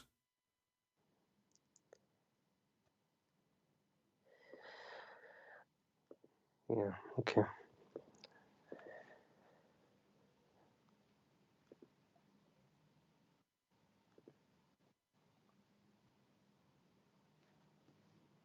Word of Allah / tafsir. Yeah, I see it here. Okay, yeah. Okay. No, I was just double checking. Okay. Yeah, you're right. It does say that there. Yeah. How this can be from God? Is it obvious that Muhammad is a fraud? This is prophecy. You see, the baby is made, since Eve, correct? In the past. Look, I'm not going to, I don't lie, okay? So I'm not going to sit here and say that this is correct. Because it's not. It's not. You know what I mean? I respect that on you. So I'm not going to sit here and try to make up excuses. It's very clear. So why, my friend, you're still a Muslim then? I mean, isn't it obvious? I mean, this guy is claiming to be a prophet, claiming that God told him this. This is not hadith. We can go over it. We can run over it. We can say, you know what? Maybe somebody put it there. This is the Quran. Okay, how about the teachings? Don't you think at least they're good? You know what I mean? Our friend, I can be a person who speak about being good as much as you want. Doesn't make me from God, because I can earn respect of people for being good. I can be a person who have my own agenda. Maybe I want to be a king. And Muhammad became a king. And, as long as you are talking about teaching, when you say good teaching, what good teaching mean? I would say good teachings mean, I'll give you an example, actually. Charity. Charity. Well, Yeah. how Muhammad he did the charity? He told them, go and attack the Romans so you can get the blondie girls. اغزوا الروم تغنبوا بنات الأصفر. Yeah, this is true. I read this, but in the greater context of things, it was in a way to motivate his men. Okay, you know what I so mean? you motivate your men by telling them you can kidnap blondie women, not by serving God. No, there are many ways to motivate people. You know what I mean? No, my friend. If you go, you see the verse, you will see that the person who said to him, "Don't tempt us by women," Muhammad, he claimed that he is a hypocrite. But reality is, what do you mean? What do you mean? well, you know, when the guy he said to Muhammad, "Oh, excuse me, don't tempt me, don't tempt me," he was asking Muhammad, why in the world you are tempting us to go to war? Those people did not invade us, did not attack us, did not kill us. They never come here. Why want to go there? He did not say because we want to spread Islam, because we want to bring them to... No. He said, attack the Roman, get the blondie girls. So the man who said to him, why you are tempting me with this, to go to jihad, for no reason except blondie women, Muhammad accused him to be a kafir, to be a hypocrite, and to be a false person. And this was before the Battle of Mu'tah or after? Sorry, just.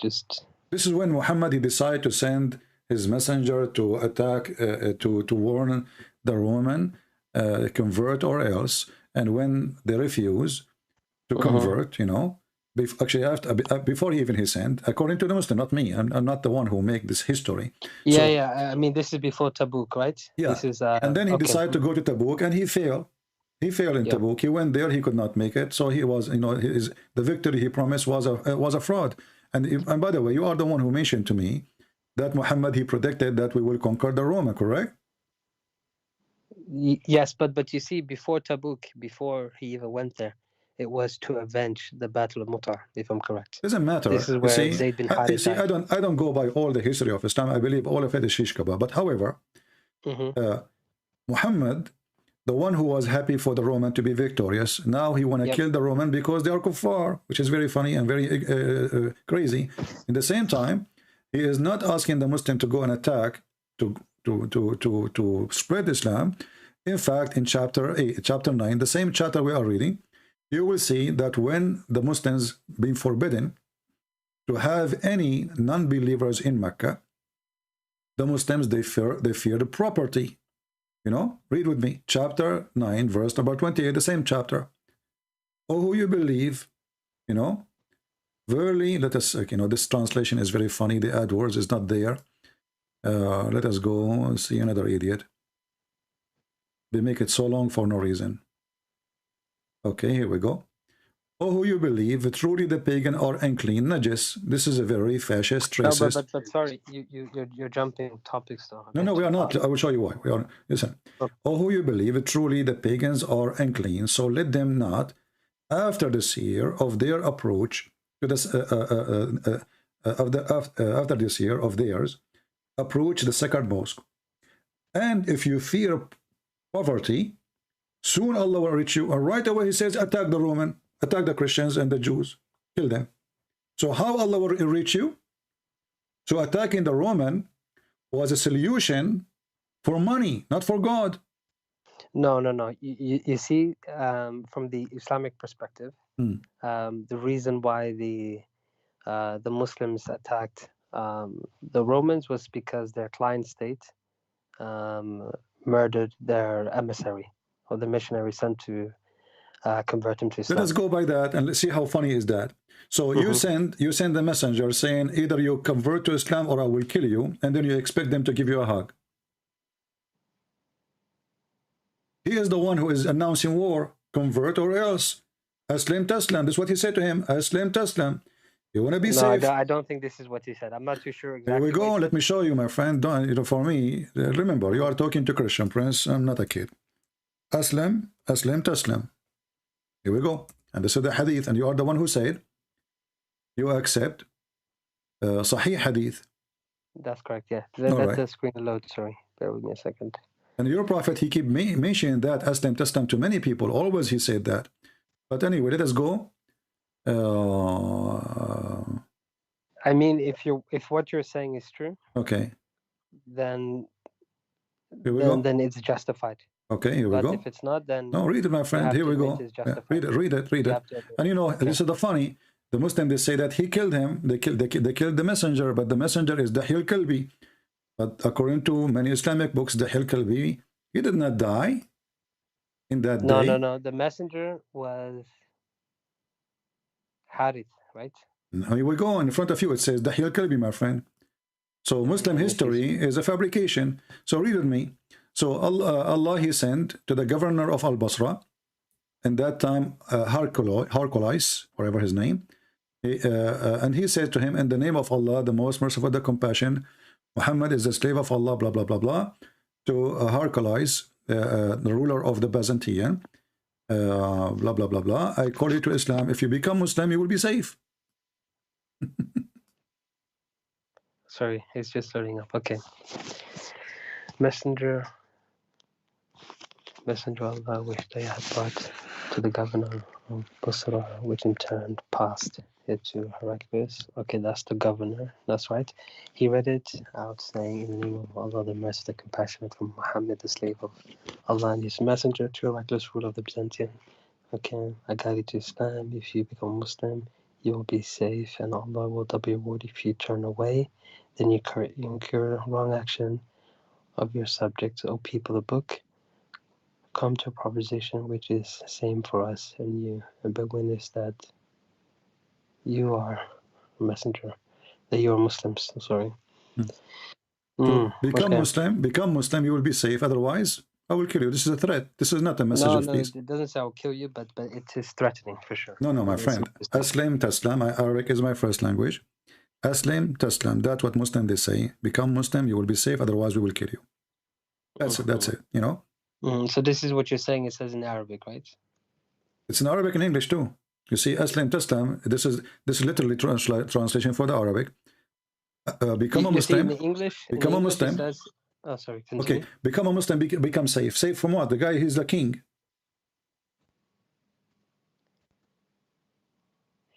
And Allah will double your. He's not a reward. refugee. You know, like he come into your door saying, "Please help me. Give me, give me shelter." This is a king. He's safe from God. Safe from God. No, my friend, because the action after that, he went to fight them. What's safe from God?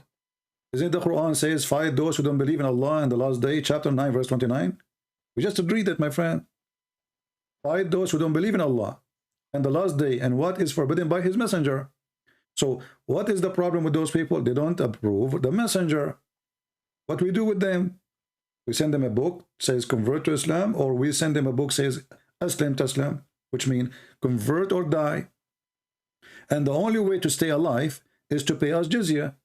So if you reject that choice to pay jizya like a slave, be under our command, then we will kill you. Choose one.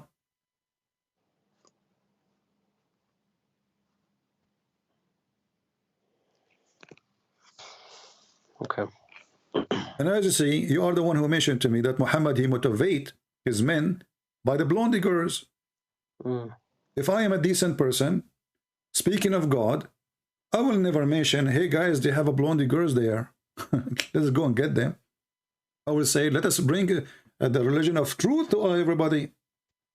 What the girls have to do with this? And you will see, as long as we are talking about women, how women and sex involve very much in Islam. You are the one who mentioned, well, don't Muhammad have a good teaching? Is this a verse? There's a verse about women, she can offer herself to the Prophet. What does this have to do with God? Let's see this verse, please. Okay. Remember, I am supposed to be a prophet of God. And you are, you want to believe in me. And then I say to you, if you have a wife or a daughter or anything, she like to give herself to me, so I can, with my respect to your family, I don't mean to insult. If your wife, she like to give herself to me, that's good. Yeah. What does this have to do with God? How that serve God? This has nothing to do with God. Chapter 33, verse number 50. Muhammad suddenly he start counting how many women he can sleep with, and as you see, the whole town. All the verses. Look how long this verse. Your wives, well, you are sending him a verse that he can sleep with his wives. Isn't it too late? And then you will find that all of those things are privileged to Muhammad. And a believing woman, she offered herself to the Prophet to do nikah to her, which means to F her. The translation says to marry her. Where is the word marry? Show me in Arabic. I want to see it. It says she offered herself. Nikah doesn't mean that. Nikah means sexual intercourse. Nikah means sexual intercourse. Thank you very much. So, and women, she is offering herself. And let me ask you now, is it true that if your prophet, his eyes fall into a woman, her husband must divorce her?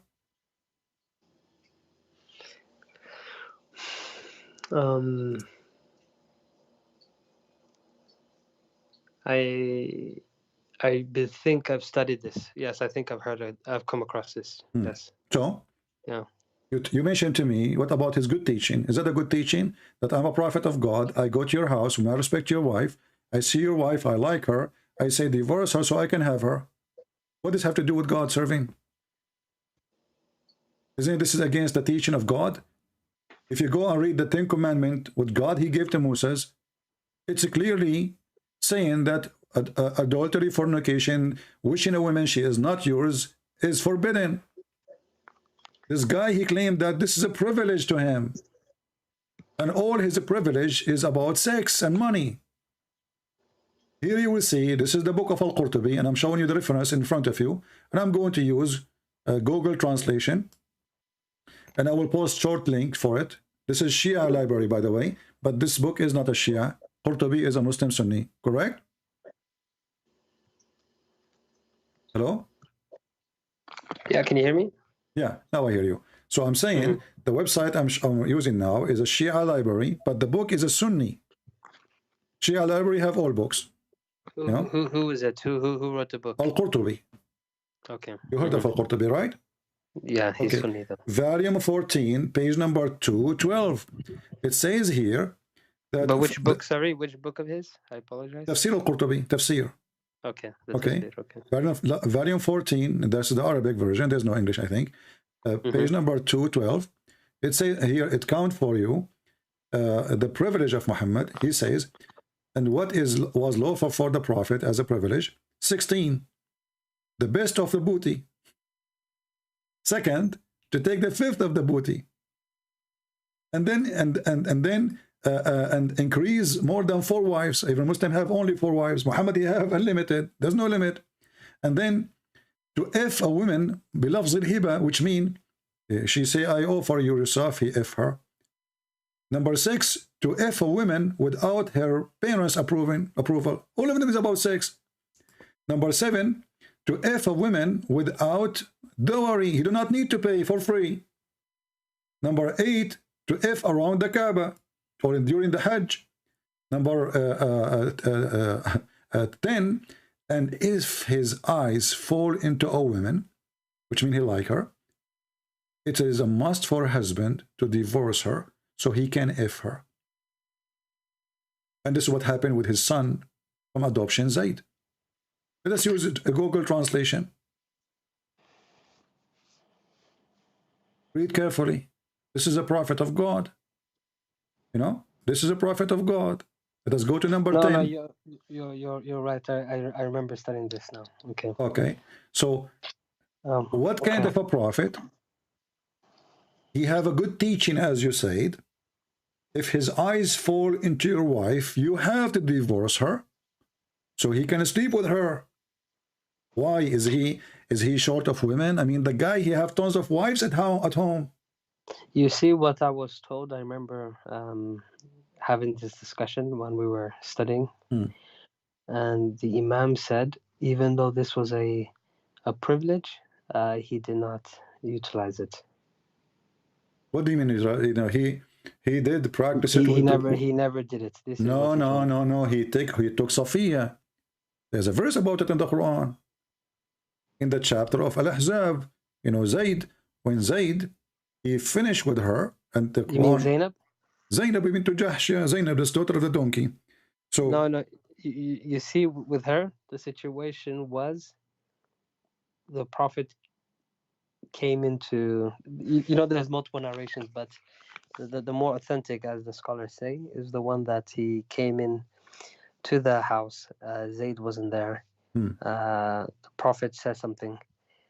What he said? What he said? Remind me. I don't remember off top of my mind. He said, "My heart flipped for you." He flirted with the women, correct? Yes, it was. Okay. Yes. So what do you mean he did not practice that? He went to the house of a married woman. She is married. She is not separated. She is not going through divorce. She is in the house of the husband. He go and he is there. Why? Because he is the father of the husband. You see, you don't enter a house of a man when the man is not there, correct? This was his son at the time, Thank you. So because he is the father, he was allowed to enter. So he was given a trust he don't deserve. When I trust you because you're my father to enter my house when my wife is alone, you are there for a reason because you are my father. What this man he did, he took advantage of being the father, go into the house of the husband when the husband is not there, and now he started flirting with the women. And this is what the Muslims say, flirting. I believe they are already sleeping together. Because, my friend, if a woman, she is really a good woman, and let us say, God forbid, your wife, she is home, and your father come to visit you, and then your father flirt with the woman, your wife. How angry your wife she would be. She would be very angry, don't you agree? Yeah, she would be. But she is not angry, she is proud. And then the interpretation says that when Zainab, she told him, فَفَطِنَ, it says, فَفَطِنَ Zayd. So he got it. So right away he went to Muhammad and he told him, you know what, I don't like her, I want to divorce her. So now he knew that they are sleeping together.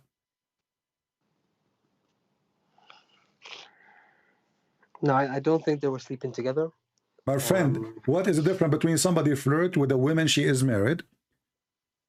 Isn't it this is a sign that he is willing to sleep with her because already he disobeyed the good ethic of God? What is different?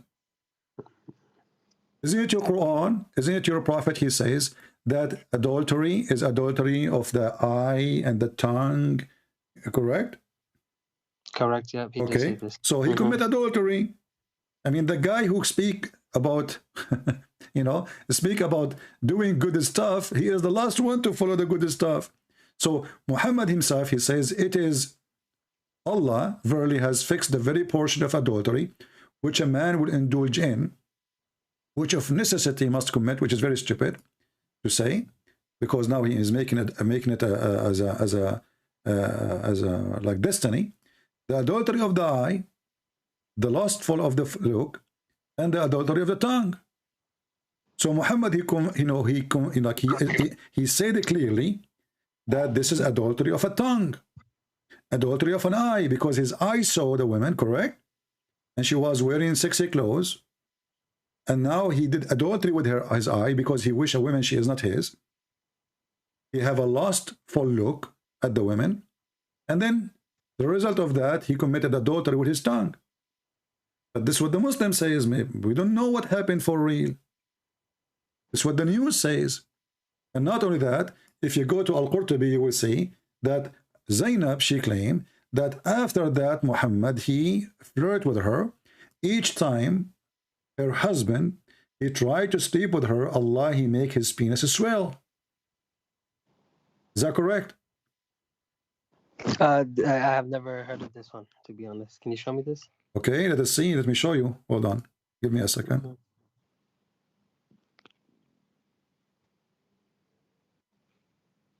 You see, the Christian, they say that Muhammad have no miracle. Here we go. He have a miracle. Allah, he made the penis of the husband swell.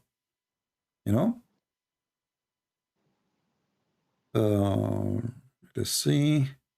So who said the Prophet had no miracle? We Christian, we say he have, because the Quran says that too. The Quran says he have no miracles. But in the Islamic traditionalist book, they say that he have. But let us see. Let us see what the Muslim they say. What Zainab she said.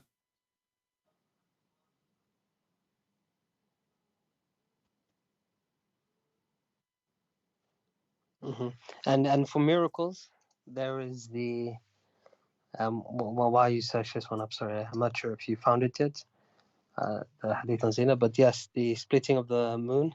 We will go to that and you will die laughing. Just wait. Okay, Just and wait. also the feeding of many people. Yeah. Here we go. This is Tafsir al-Qurtubi, the same book I gave you, the same pages. You can read.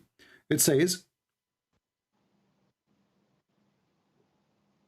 أن زيدا تورم ذلك منه. Mentioned in a hadith coming from Zainab that she said that Zayd, his penis is swell each time he tried to get close to her. Are you sharing your screen, sorry? Yeah, it's in the screen. Okay. Give it a few moments, sorry. Let me post the link. I will post the link to in the chat. And everybody can use Google Translation, you know. So here it says actually. Yeah, I can see it now. Okay. It says here, أمسى زيد فأوى إلى فراشه. So Zayd, he came at night. He went to his bed. And then Zainab, she said, and he could not do it to me, which means he could not F her. وما امتنع منه غير ما منعه الله مني, and nothing make him not to be able except Allah. He forbid him. He could not do it. And then he says, إن زيدا تورم ذلك منه. So Zayd, his penis swell.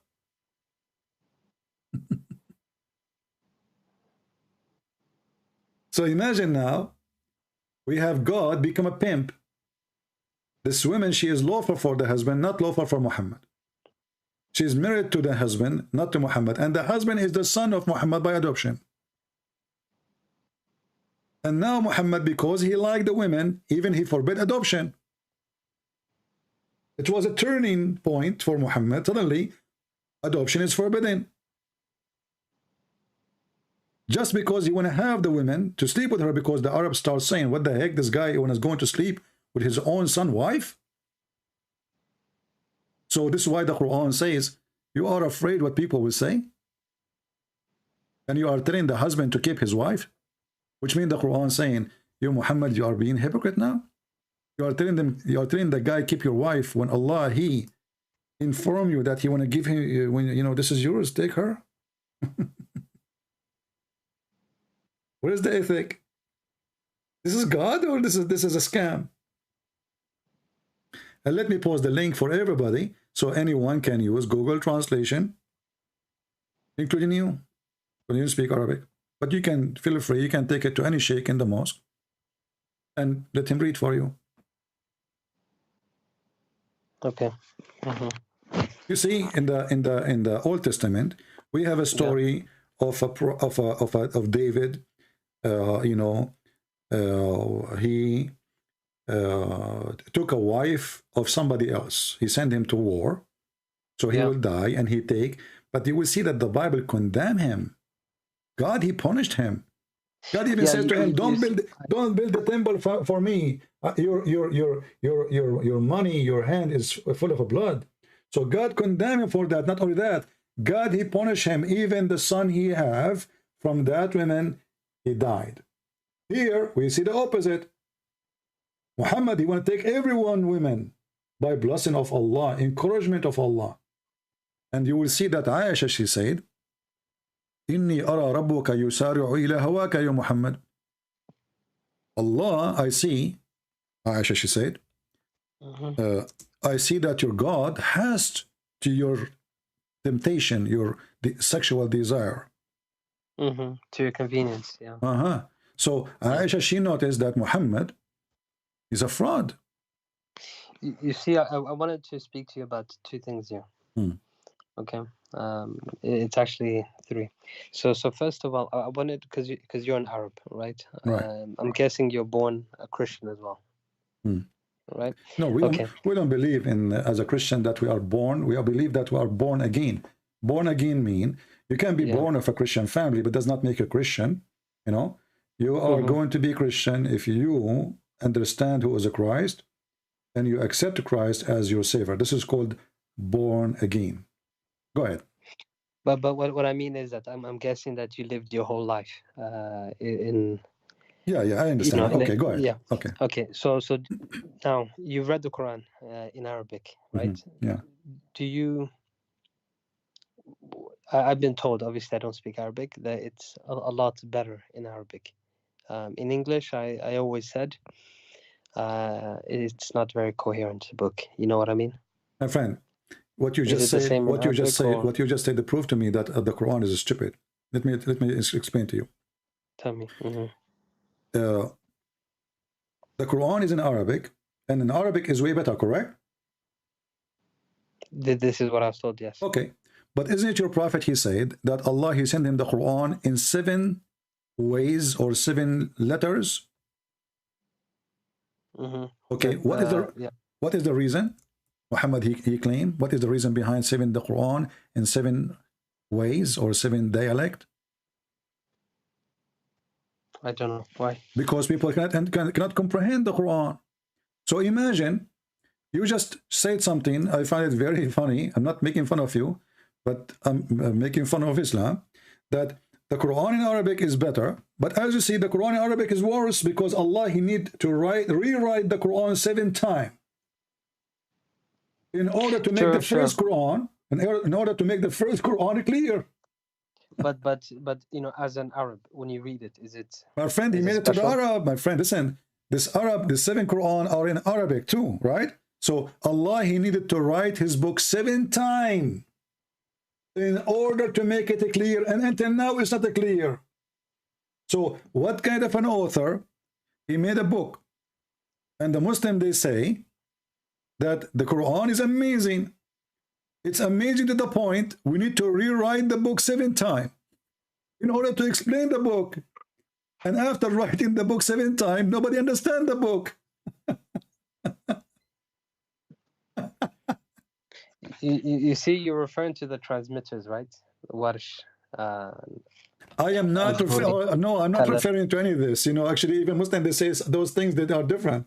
But you know, but just to show you how stupid this religion is, the Muslim, they say to us that the 7 ways, it's just a dialect, like, you know, like you say the, I say za, or you know, but it's not true. As an example.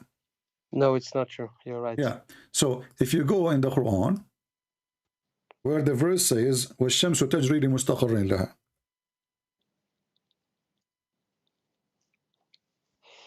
the sun run into its own course.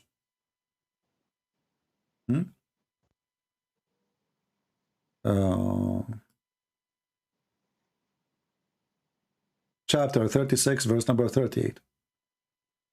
Here in Arabic it says, in English, and the sun runs on what it is fixed course. Is that clear? It runs, right? Yeah, the sun runs on its fixed course. Let us go to Ibn Kathir.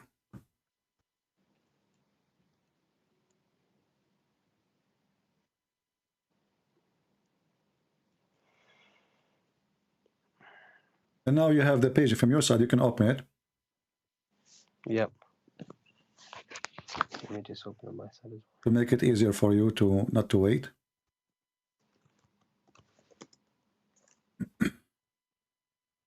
So what was the verse again?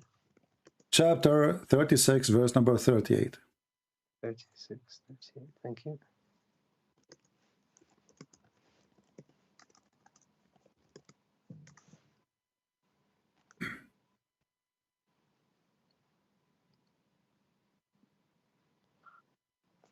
All right. Here it says, وَالشَّمْسُ تَجْرِي لِمُسْتَقَرٍ لَهَا, and the sun runs into a fixed course for a term, right? But in different but in different reading it says, وَالشَّمْسُ تَجْرِي لَا مُسْتَقَرَّ لَهَا, the opposite meaning totally, and the sun runs with no fixed course of term. So which one of them?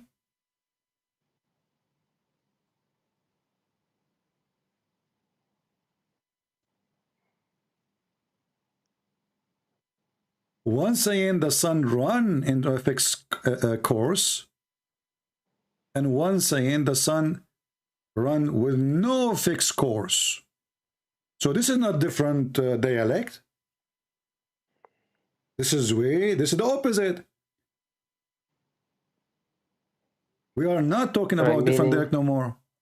Meaning that it has no destination. It does not sit in one place. Rather, it keeps moving night and day, never slowing down or stopping. As the time. Well, But this is the opposite of the verse. The same verse in different recitation is totally the opposite.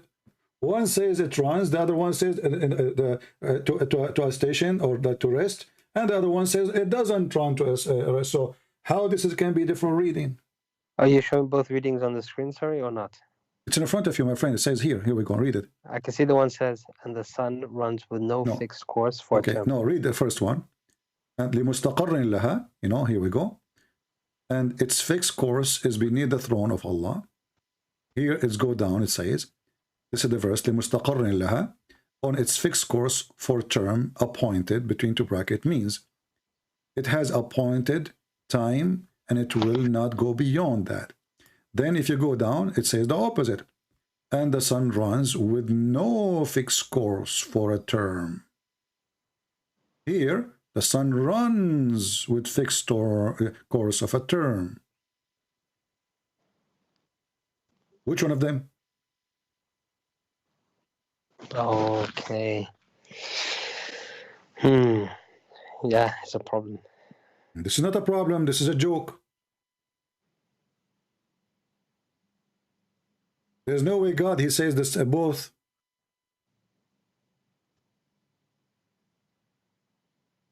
And the Muslim, they witness that Muhammad, he said both. So Muhammad, he forgot what he said. He just add here la, and that make it no. Here he forget the la.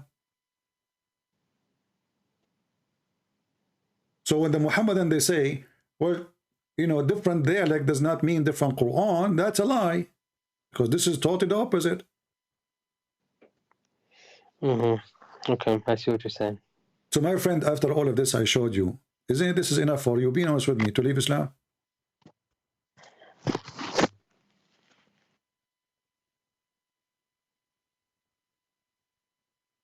It's a tough thing to say. You know what I mean? Doesn't matter how tough it is. Isn't it more tough to stay? With my respect to you, it will be more tough on you. You are smart. It's more tough on me to call myself a Muslim when Islam is obviously for a stupid one. Which one is more tough? To say today I decide to become smart? This is madness. This is stupid. This can't be from God. I'm out of here. It is tough to say that, or it's more tough to say I'm going to stay Abdul, following a madman, a stupid man. He says stupid things. Which one is more tough?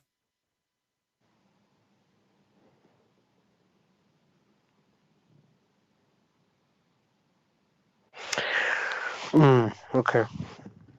I agree. I agree. So do you agree to leave Islam, my friend?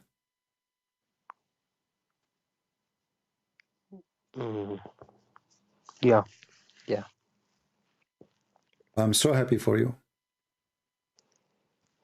I praise the Lord that today you call me and you decide to leave Islam and you are free from the garbage of Muhammad. Now, as long as you decide to leave Islam, my duty as a Christian is to invite you to accept the Messiah as your Lord, as your Savior. What do you think about Christ? I've read the Bible before. Okay. In fact, I've studied it for a while, actually. I don't know. I find it difficult to believe. Why it's difficult to believe? Believe in what exactly? What is difficult? Okay. Okay. Let's start with the concept of. Okay, Jesus was not prophesied in the Old Testament. You see what I'm saying? Who said that? The Jews say that. No, that's not true. I've read the Old Testament. Okay. I don't see Jesus. Well, you can go right now. You can type in Google. You do not need my help. Type prophecies about Jesus in the Old Testament. You will find at least 360 something prophecy about Jesus in the Old Testament. And some of them, they are extremely powerful. And as long you are saying the Jews did not see that, so how the Jews, they are the one who welcome him in Jerusalem, they shout in his name, and why the believers, the first believers, who they are Jews, believe in him, if there's no prophecy about him? But they were minority, right? Who said that? Who said so? Who said so? You guys say so. I mean, was he No. not crucified? They weren't unable Doesn't to matter. read the Doesn't matter. prophets. The rabbis, they are the one in charge. The rabbi isn't the one in charge, and they were able to make the crowd in that area follow them. And the Roman, he did what the rabbi want. But you will notice in the same time that the Bible tells us that thousands of people believe in Jesus, and thousands of people, they listen to Jesus and they love what Jesus do. Actually, we have something that's called the Palm Day. When Jesus entered Jerusalem, thousands of people, they were welcoming him, you know, right? It was like a victorious person coming into the city. So obviously there's a lot of people believe in him, and now the majority of the Jews are Christians, actually. You see, after 2,000 years after Jesus, the Jews in this earth is not even 20 million. All nations, they go in war, all nations get killed, you know, everybody. But the only faith is never increased, but only decrease is the Jews. Why? Because Christianity took most of them and they become Christians. And as you know, Paul, he was a Jew, right? All disciples of Jesus, they were Jews. Even the Quran comes from that. So when they say nobody believe in him, that's a lie. Secondly, imagine you are a person who was exist in the time of Jesus and you saw amazing miracles he can do, which nobody can do. Why you will not believe a believer? Why somebody he can resurrect people from death? Nobody will believe that he is someone special. Why somebody? You tell me this because you know the Jewish people, as you claim, they saw this, right? So why did they not believe in him? They did. They did. The rabbis, they did not believe in him. My friend, who said that the rabbis did not believe? There's many that they believe, but there is big names, let us say, who they want to lose their authority. You know, there's always, you know, one day I was looking for a job, and I apply even for a taxi driver. Imagine, I'm a person who have degrees, but because you know you need to pay for your food, right? And nothing wrong with working. Doesn't matter what or as long as it is. It's not hurting people, you know, taxi driver is fine. I will work taxi driver. So I applied. The response is, you are overqualified. But I know why he refused me. What you are overqualified? I mean, I'm going to drive a taxi. What a big deal. But the manager there, he said to himself, this guy, he have a degree, but at my degree.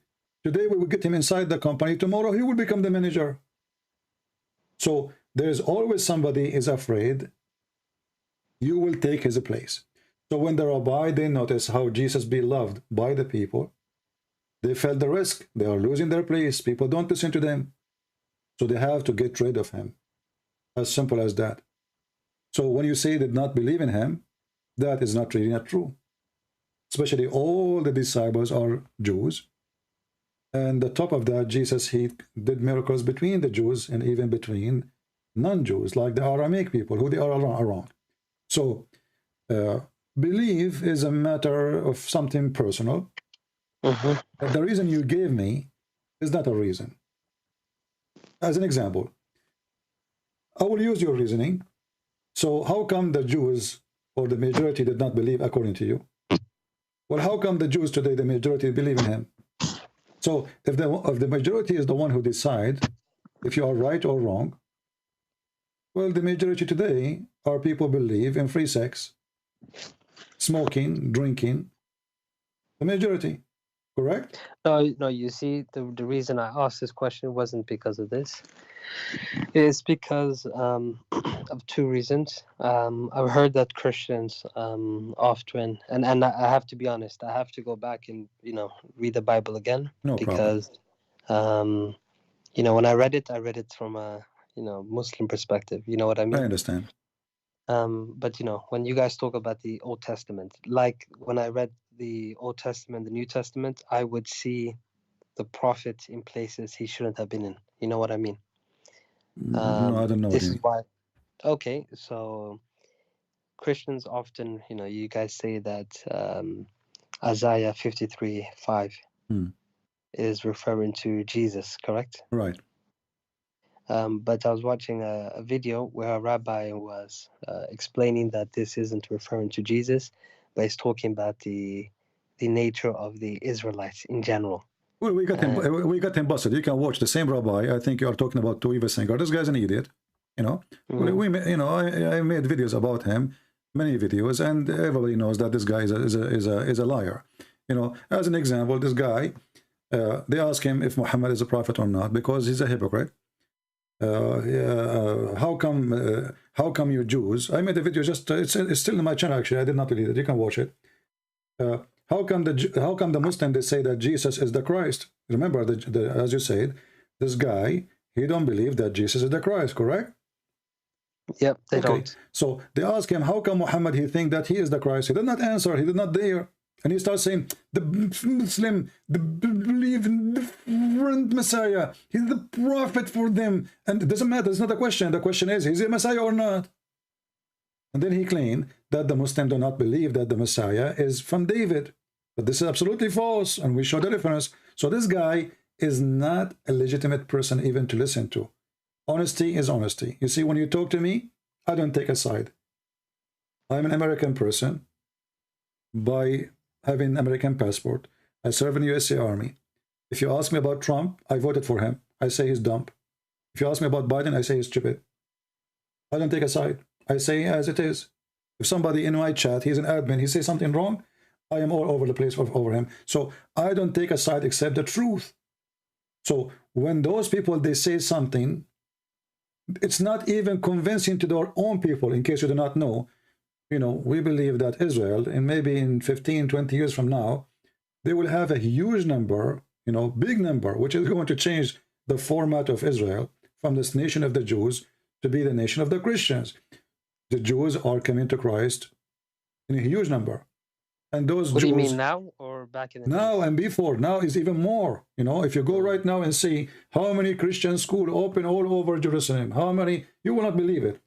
And who is the teacher? He is an ex-Jew. Who is the minister? He is an ex-Jew. Who is the doctor? Who is the professor? Ex-Jew. So they are afraid from Christianity, but they are not afraid from Islam because Islam is not convincing to the Jews. Islam obviously hate the Jews. Christians, they are the only one who say we love the Jews. We don't hate them. So Christianity is very attractive to the Jews. Islam is not. So the Jews, like this rabbi, they made Christianity #1 enemy to them, but they fail miserably to convince anyone. And you can watch their videos and watch my video, and you will see that this guy, he come with stupid things, which is not true. As an example, when the Old Testament says that the virgin will give birth, this guy, he says the translation of the Christian is false. It says a young woman will give birth, but this is stupid, because if the sign is, it's a sign. If the sign is a young woman give birth, well, all young women, they give birth. There's millions of them every day. So well, where is this prophecy? Where's the reference? I made a video about it. You can go watch it, you know. So okay, I'll check it out. Yeah. So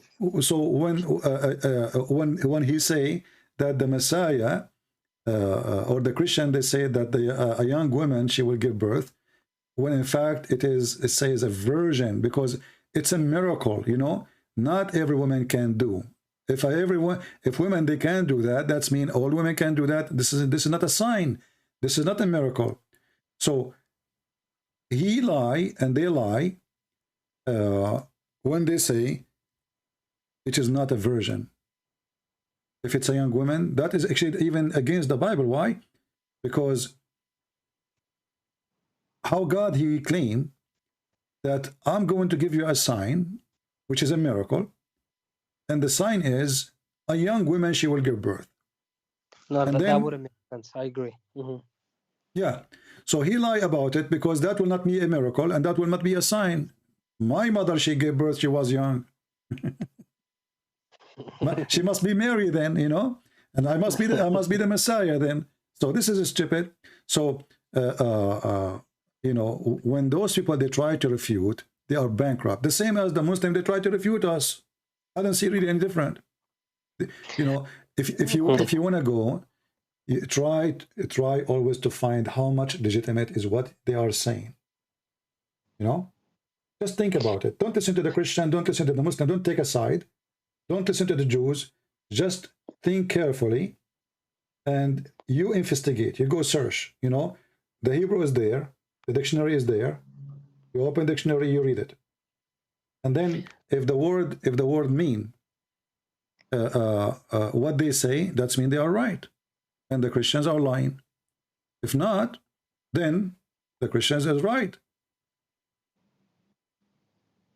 No, that's fair. Okay, You see, my friend, everything I was with you, I showed you reference one by one. Yeah. Right? So when a Jewish rabbi, he says, like in Isaiah 7, that this is not about Mary, she is being a virgin, we laugh because that will destroy even the verse meaning.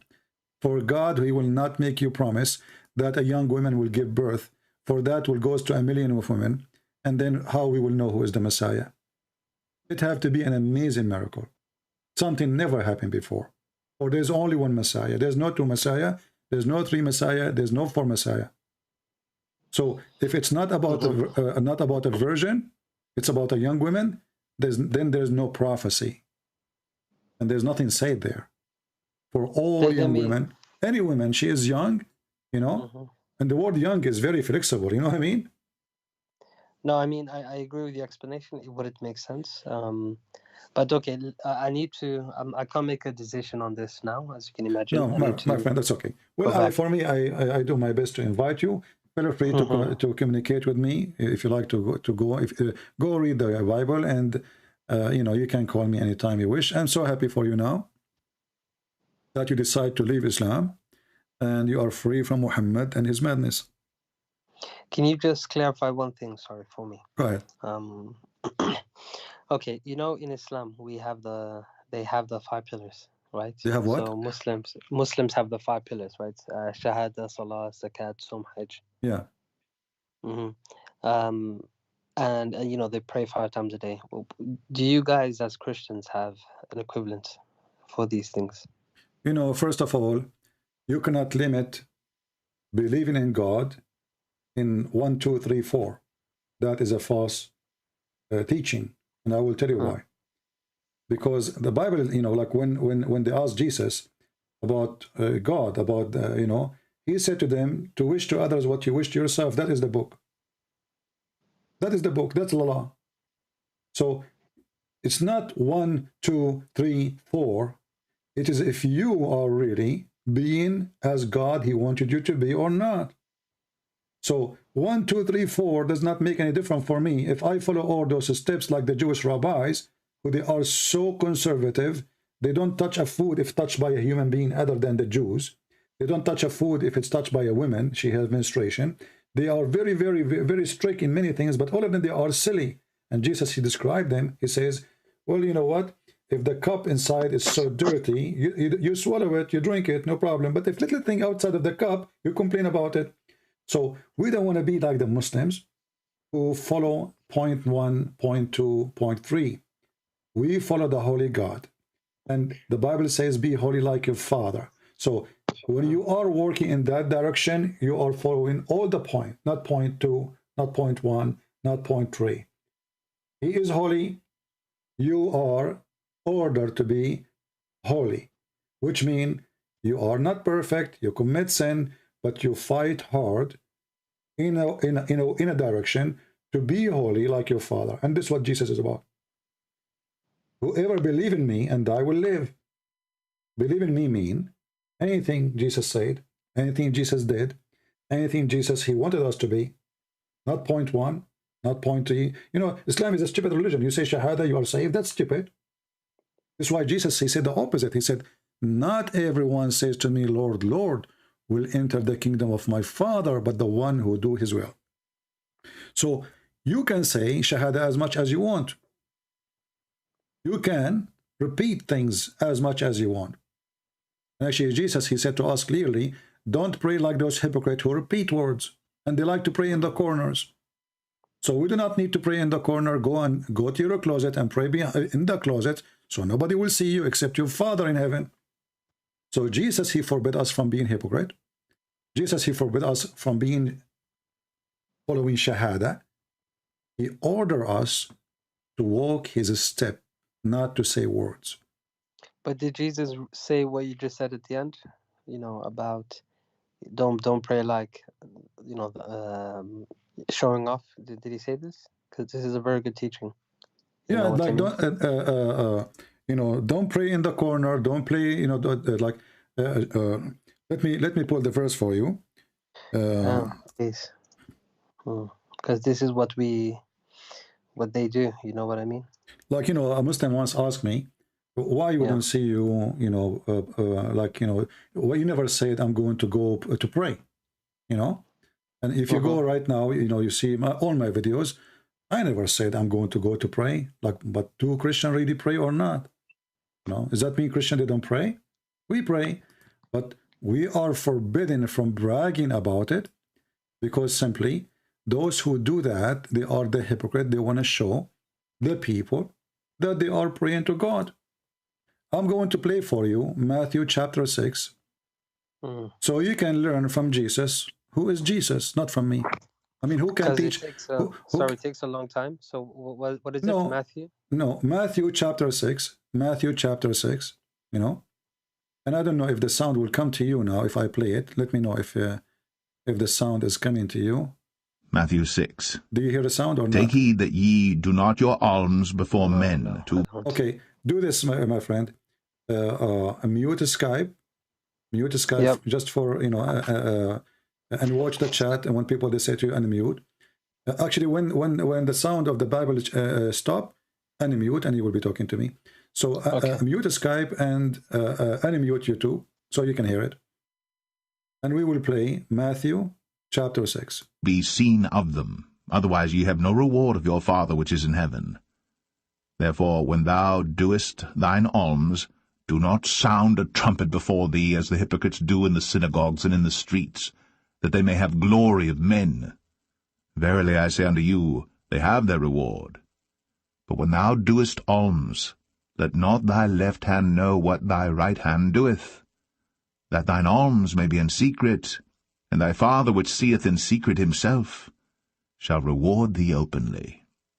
And when thou prayest, thou shalt not be as the hypocrites are, for they love to pray, standing in the synagogues, and in the corners of the streets, that they may be seen of men.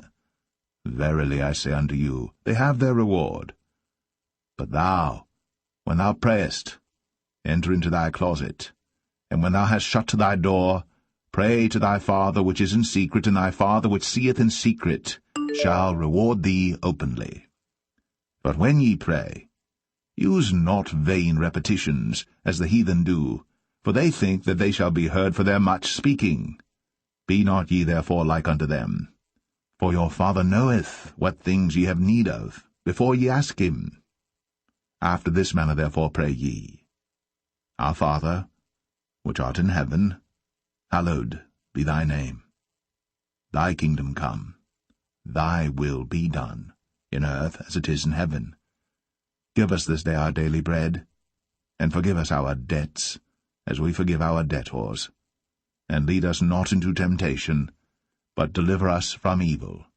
For thine is the kingdom, and the power, and the glory, for ever. Amen. Amen. For if ye forgive men their trespasses, your heavenly Father will also forgive you. We'll stop here. You will notice right away that this is the opposite of the teaching of Muhammad. 100%. They love to pray in the corners. They love to show themselves. They even put a rag on the top of a car. They go and they pray in the middle of the square. I remember when I was a kid, I visited a Muslim child in my age. When I go to his house in the cold winter, his father, he opened all the windows, so the neighbors will see through the balcony that he is praying. And I say to the kid, why your father opened the windows? You know, it's so cold. And then I learned from this kid a lot of tricks the Muslim they do. In the month of Ramadan, when we go to his house, we eat cookies. You know, we are kids. We eat cookies. We drink tea, you know, yeah. And then now we want to leave. And then he says, stop, stop, stop. and he grabbed some salt and he put it in his on his lips. So why you do that? He could not answer, because if he talk, the salt will fall down from his lips. And then I asked him, what do you do? He says, because now people will see that we have, you know, we were eating and our lips is not dry. So put salt, so nobody will know, your lips will be dry, and people will think you're fasting. I said, how you know that? He said, my dad, he do it, my mom, she do it, the whole family do it, you know. Once his father was sitting in the couch, he was hitting his head with a rock, little rock.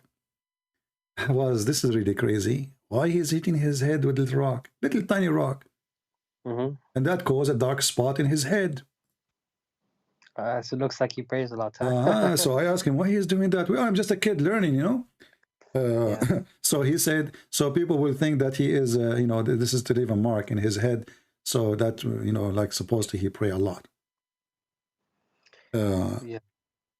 Okay, brother, listen, I really appreciate the time. And thank you for showing me what you showed me. I think it's very clear now. In fact, to be honest, I was told not to call you specifically because apparently you are one of the Dajjals, you know. So it was a pleasure to speak to you anyways. So they said to you, I'm one of the liars, right? Yep. One of the fitna for the Ummah. And does it turn to be this way? Did I lie to you about anything, or everything I said I showed reference and proof? You did, and yeah, they were the liars, you know. So yeah, it's very unfortunate. But thank you very much for your time. Well, my friend, I'm happy to have you here, and I hope you can. If you know a sheikh, if you know anyone, he would like to call me, so you can watch and see what will happen. You know, feel free. No worries. Thank you very much. Have a nice Thank you. Take care. Bye-bye. Thank you. Bye. Well, let us pray for this gentleman, you know, that he will accept the salvation of Christ, and he will turn to the truth, and the truth will set him free. He is now free from Islam, but still he needs salvation. And for me, I do my best. People, they have a choice.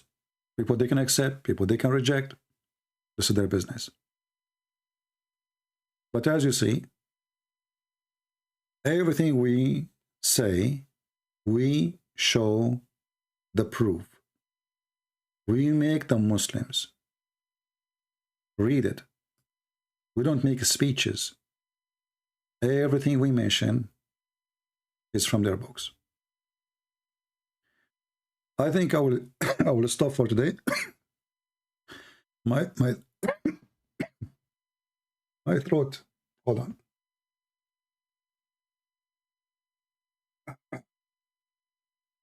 You know, I was drinking coffee too much, and that's what happened to me when I drink too much coffee. I love coffee, but sometimes it's not good.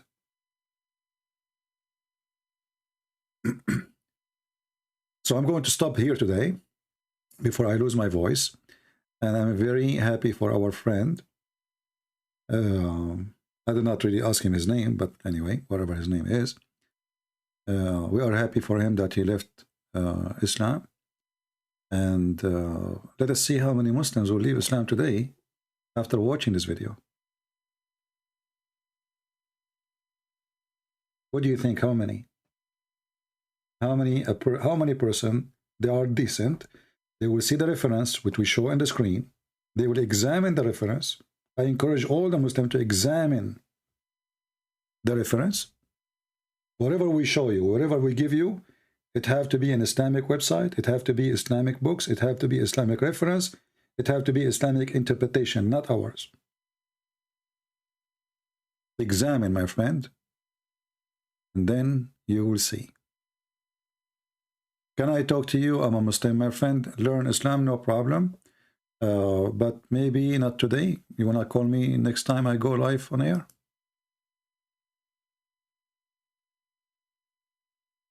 I will take one more call. Let us see. But my voice is gone, honestly.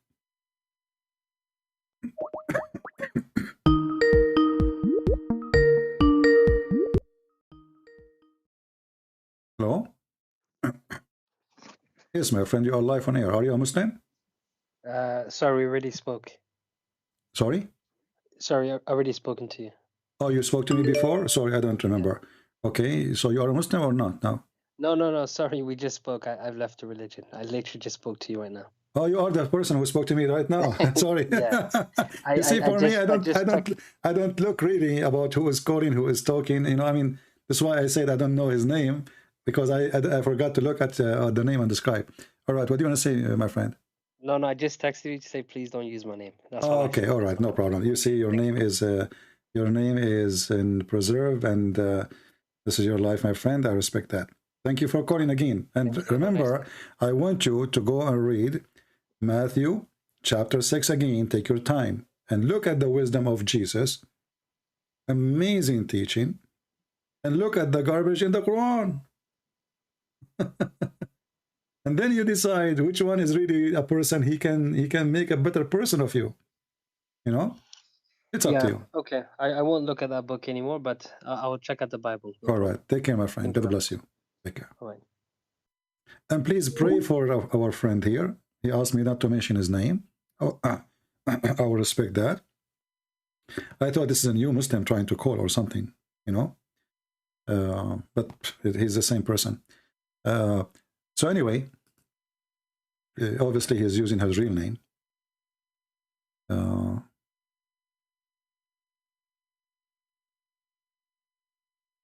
we have any Muslim want to say anything? All right. So thank you all for being here. May the Lord bless you. And I hope today we have a very good time sharing the truth, giving education. And remember, we are not here, you know, we don't hate Muslims, and we will never hate them. As you see, if you hate them, you will never win souls, and you will not save them. We save Muslims because we love to save them. We believe they deserve to be in the kingdom of the Lord. We believe that the Muslims don't deserve to go to hell. And those who you want to save them is not the one you hate them. The one you hate them is the last one to think about saving them.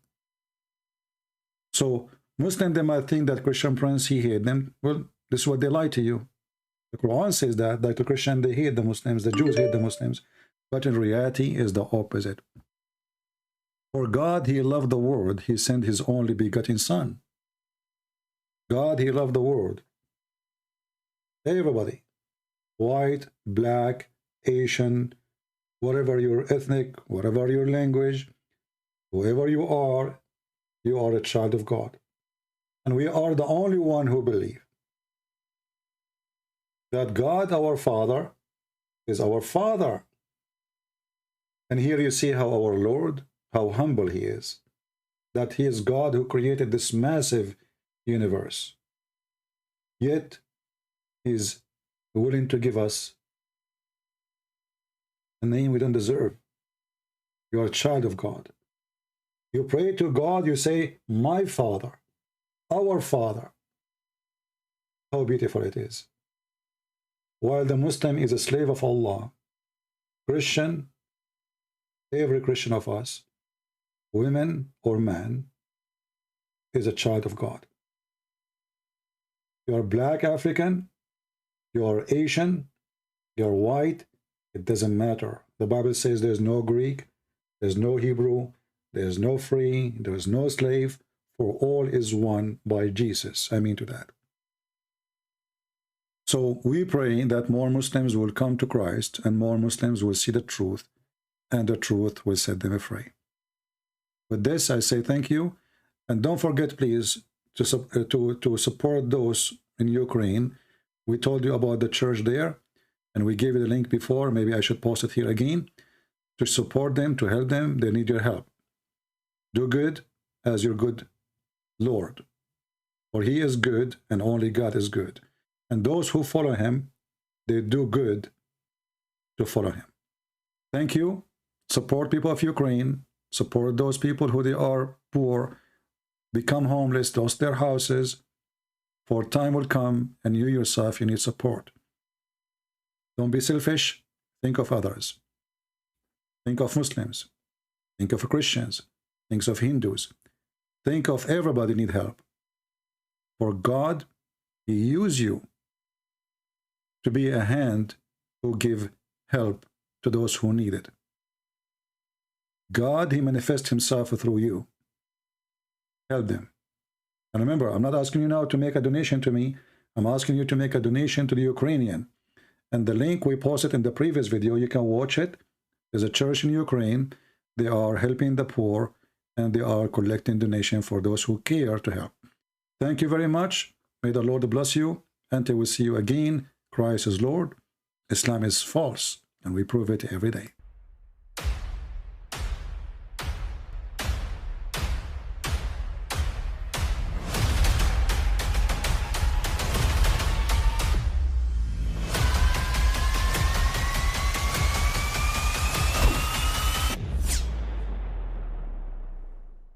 But I mean, again, he doesn't know who Gabriel is, right? Because he didn't come from an Abrahamic faith. The people of Mecca were pagan. Qur'an is mentioned. If this book was from other than God, they would have found in it many contradictions. If a book is without contradictions, that has no bearing on whether it comes from God or not. I've had phone books that are inerrant, but I certainly don't think God gave them. That we believe without understanding. The brother asked a very important question, that most of the scholars say that listening to music, watching movies, and most of the television programs, they're haram. So how can we have fun? Let me tell you, brother, at the outset, that having fun is permitted in Islam as long as the fun is halal fun.